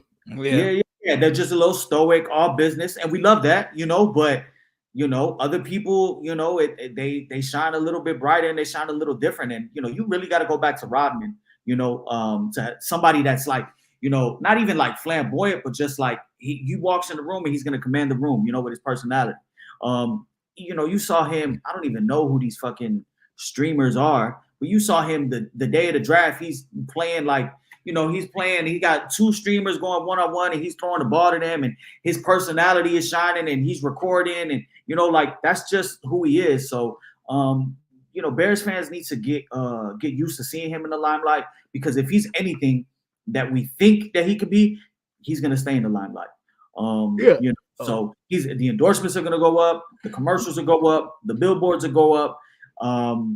And it's only going to make, you know, more eyes on the Chicago Bears. You know, now I'm hoping that we get to the point now where we don't got to be on Twitter and see all these fucking dick riders talking about like, oh shit, the Bears on prime time again. Yeah, we on prime Oh, time oh, again. these niggas on Monday Night Football Yeah, again. we putting up 28 points a game, motherfucker. That's why we on. You know what I'm saying? So I'm excited, and I think he's gonna do really well in the city. The city is gonna embrace him. You know, and kind of go back to what you're saying, like, and what I was saying about seeing him embrace the Bears. You also got to remember, Twitter has become very nasty over the last 2 years, and especially since Elon did the shit with the blue check mark, with the amount of fake aggregator pages, fake pages that could tweet anything, and the amount of fucking idiots in this country that actually believe it. You know, so a lot of the Caleb shit that was brought up was fake. It was nothing. But you can't tell people, you know, what's real or not, because you put it on Twitter and they see it, they be like, oh no, this is, it says it right here, so it's real. You know, so I think he's gonna prove everybody wrong. I'm ready to see what these, you know, these mini camp photos look like. You see him in his uniform. I'm ready to see the first clip of him throwing the pass to Roma Dunze next week, posted on social. You know, like, that's just gonna only make us, you know, I want the summer to go by already. I'm ready for football. No, absolutely, bro. And I think it's one of the first times in a very long time with a person who is being placed at the center of the Chicago sports universe, it doesn't feel forced. Like, I feel like with Tim Anderson, it felt forced a lot of times. Like, he did his thing. We were good. It was all, we came up with the whole, as TA goes, the White Sox go, and all of that. But He was a I front think runner. yeah, he wasn't somebody who really truly Right. was about everything he was saying, as we see now. But when you look at Caleb Williams and everything he's done up to this point, he has 100% made me do a 180 on my thoughts of him. Like, everything he said about the Bears, like, I remember it was a few months before the draft where I said, yeah, it sounds good from the PR people, but we need to hear it from Caleb. Well, now not only have we heard it from Caleb, but we've seen it from Caleb. We've seen the excitement, we've seen the press conferences where he's brought that same braggadocious behavior to Chicago and saying, like I said, then we here, like, we not ducking, we here. And he knows what the expectations are, and he knows, what it is. And even his answer to Joe's question when he said, I don't see the pressure that way. Like, he understands. Yeah, this franchise has not, had a quarterback, but at the same time, that's irrelevant to him. He's here to be Caleb Williams, and if Caleb Williams is everything he believes he can be, then he'll be one of the greats, and then that conversation will change. So I love it. I'm not really concerned with the city because, like we said, we always talk about front runners. If they're winning, they're not gonna say shit to him. He'll be Teflon and be able to do what he wants to do. And even if they losing, I feel like he has the personality to where it's not gonna affect him. It's not gonna be a Mitch thing where we have to worry about him turning the TVs off. Like, he's gonna still be Caleb no matter what's going on. But I think there will be a lot of positive things going on, so it won't even be a factor. Like, it'll be something we talk about now, but as things start to get rolling, then we'll be like, no, okay, yeah, he's good. Yeah, yeah, and I also think too, like, Caleb is, I think last year's USC season was probably the best thing that happened to him because of all the adversity they went through at USC. Now, granted, even though USC is LA's pro team, it's a different thing than the Bears, but I don't think it's going to be something where it's going to phase him. I think he's going to be fine, and I think that's the best thing you need from your quarterback if you're the Bears, man. Let's go on to talk about actual expectations for the offense. Like, we didn't really actually got to talk about, numbers and stats like that. But Mikey, what do you realistically want to and think you're going to see from this offense in year one? All the pressure's kind of on Shane Waldron now. Yeah, 100% it's on Shane Waldron. He's going to have to, tailor up a game that I think, Caleb will work perfect in the play action. So I think we might see something a little elevated from the Luke Getsy, kind of like from what we saw from Luke Getsy, a lot of 12 personnel, a lot of play action. But Dante mentioned it. We got 3 running backs that we can run the ball with. We have tight ends as a security blanket. We have 3 wide receivers, 2 of them that we know for a fact know how to manipulate routes, know how to use their hip control, body control, whether inside, outside, and get open in the NFL game. Rome is a rookie. We still got to get him acclimated. So I think Caleb is going to be able to thrive in this offense. I think as long as the defense can stay healthy and they can continue to build on what Flus was doing, calling plays next year, and then you add in somebody like a Torrey Taylor, You're going to get some favorable field position. So I think this offense, my realistic, a project for the, projection for this team is going to be, I say a top 15. I'll be generous. A top 15 offense with a top 10 defense. And you can 100% win with that. You don't need to be top 5 at both to win. Outside of that, for the squad, there's what, 3 extra wild cards? Is it 3 extra wild cards? So I don't, we obviously want the division. You got to beat the division to be good. But I'm not going to put the pressure on them to be division champs this year. The Lions are further along, roster wise, talent wise, depth wise, experience wise, than the Chicago Bears are going to be this year. So I don't necessarily have division or bust goals. Just get in with one of those 3 wild card spots. I need you to be a playoff team. I need you to be competitive. I need I need close to double-digit wins. And I'm going to say it right now. We don't want to hear rebuilding no more. That shit's done. That shit's done. Yeah. We're done rebuilding. Everything going forward is just adding depth. Adding depth. All of the key pieces are in part on offense. The majority of the defense is set. You just got to get you another pass rusher. I think that's something that you can square off next year. I think there's still some vets you can go and get. At very worst, go and get, Yannick Ngakoue again, sign him on a 1-year deal. I think next year they'll go and get that big defensive end complementary piece to put with Sweat. But the rebuilding shit is done. This is just go ahead and win games now. You got the 3rd easiest schedule, last place schedule in the league. You got a rookie quarterback. You got 2 1,100-yard receivers on offense. It's there. Everything is there. Yeah, I'm going to say, there's a lot of great offenses in the NFL, so I'm not going to throw a top 10 on them right away. But in between 12 and 15, I think it's fair. In between 12 and 15 is fair for this offense. It needs to be something where it moves. And even outside the explosive plays, I know the explosive plays are going to be there. What are the down-by-down plays going to look like? Like, are we going to have some, what the fuck is Waldron calling? This is 2nd and 4. Make those plays, make your 2nd and 4 simpler so you're not having 3rd and 8s and things like that. You know what I'm saying? So that's the stuff I'm looking forward to. I want to see a balance. The run game, I believe, is rookie quarterback's best friend. But I don't want it to be so run-heavy when we're sitting there like, we got Keenan Allen, DJ Moore and Romaduzzi, and we ain't throwing the football. Use a healthy combination of the two, and I think this offense can, hit all the expectations and even get better than we expected to get, man. And that's pretty much what I want to see. I want to see variety, and I want to see calls that make sense. Variety, calls that make sense, consistency, and calls that are better after your opening drive. Because Luke Getsy was script king. Matt Nagy, script king.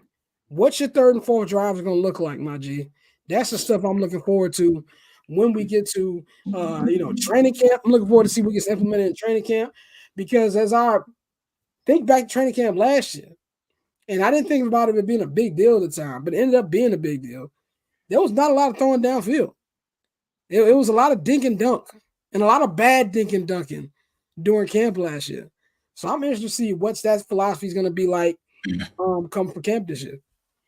Yeah, and shout out to Braggs, Greg Braggs, because he talked about that a lot. He caught a lot of flack for it. A lot of people say, "Oh, you hating?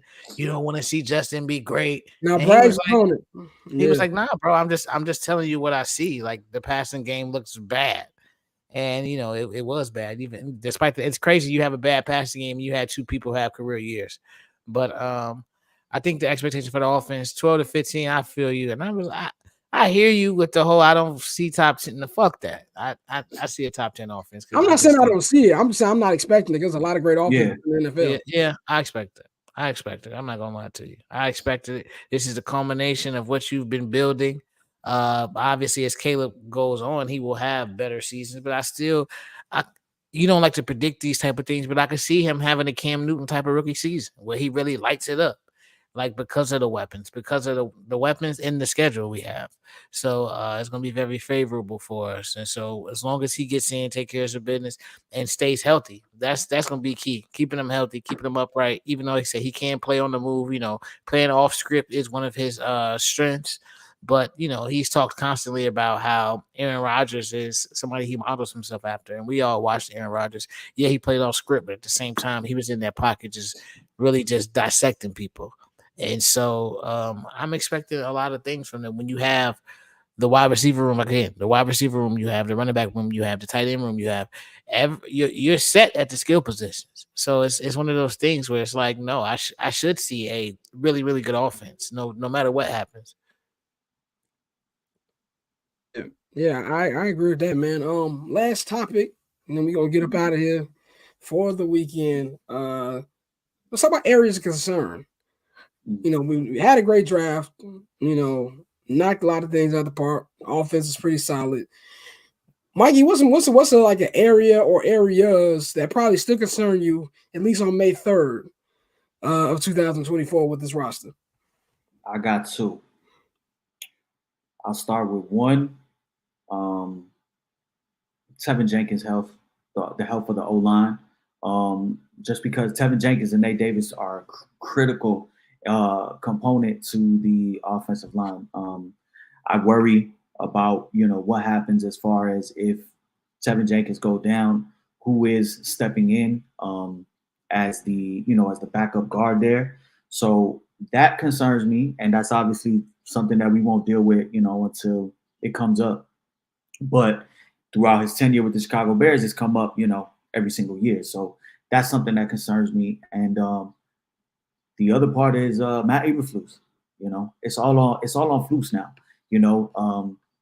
Ryan Poles is giving him everything that he needs on offense.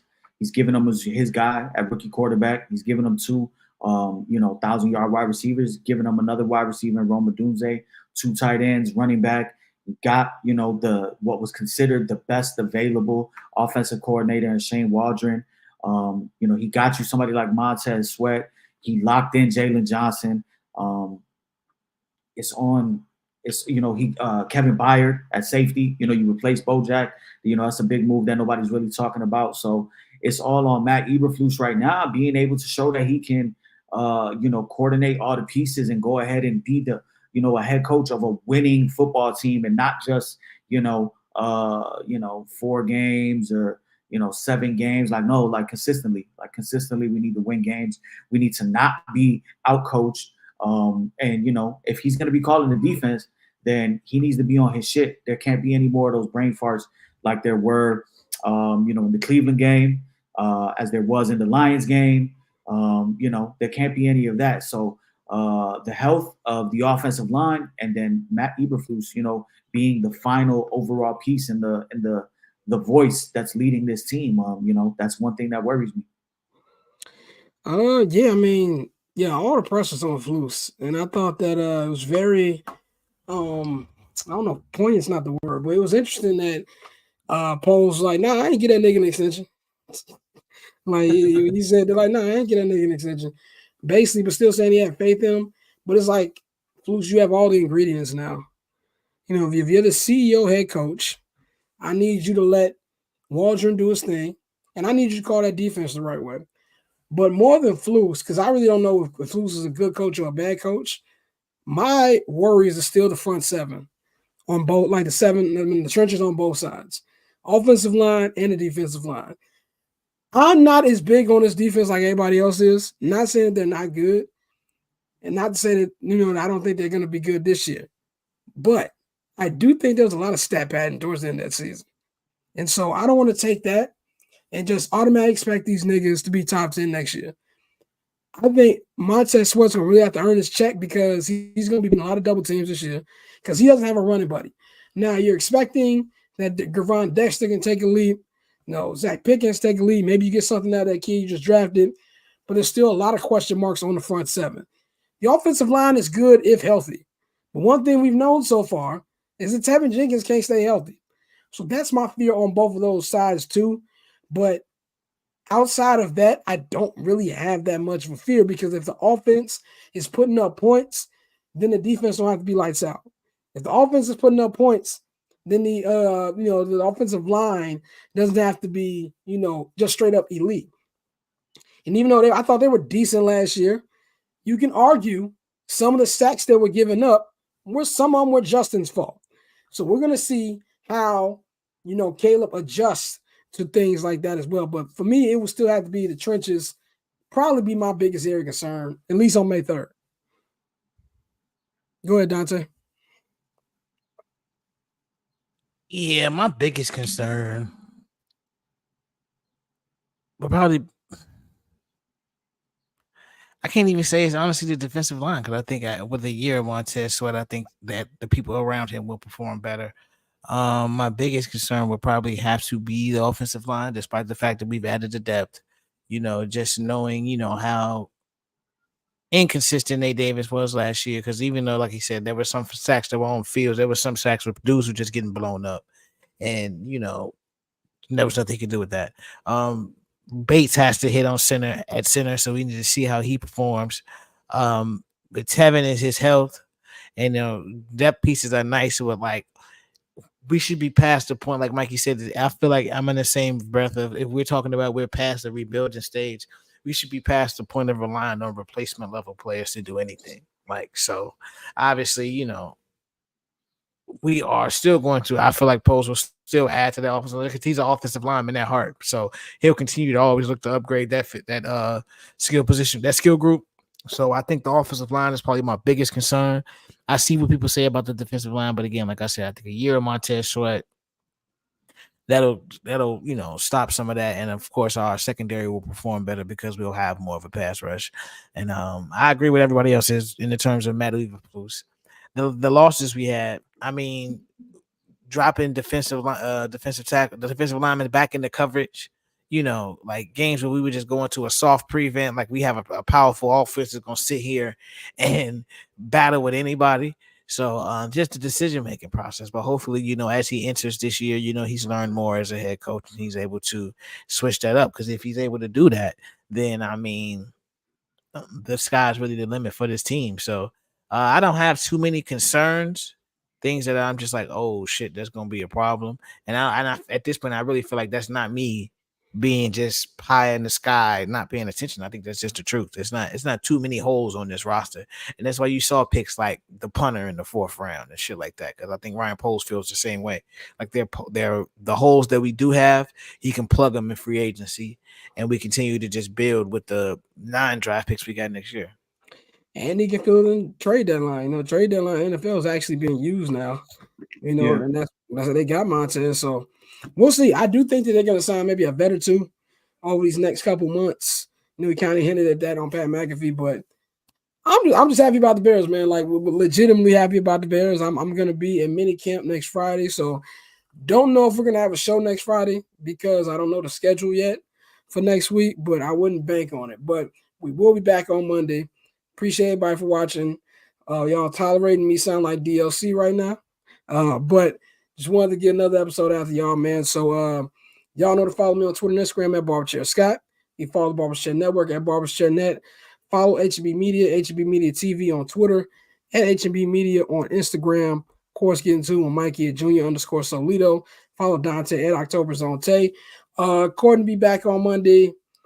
Bang will be back on Monday. And then we're going to actually start working on the Hot Corner podcast for all you baseball fans out there, coming within the next week or two. And then also, me and Dante will continue to get back to working on, recording Return to Queens Boulevard. We did a couple episodes and I got sick, but I'm going to take a couple more days, keep drinking tea, and then, get back to respectability. But we'll be back on Monday, man. So y'all have a good weekend. Enjoy the playoffs. We'll holler at y'all.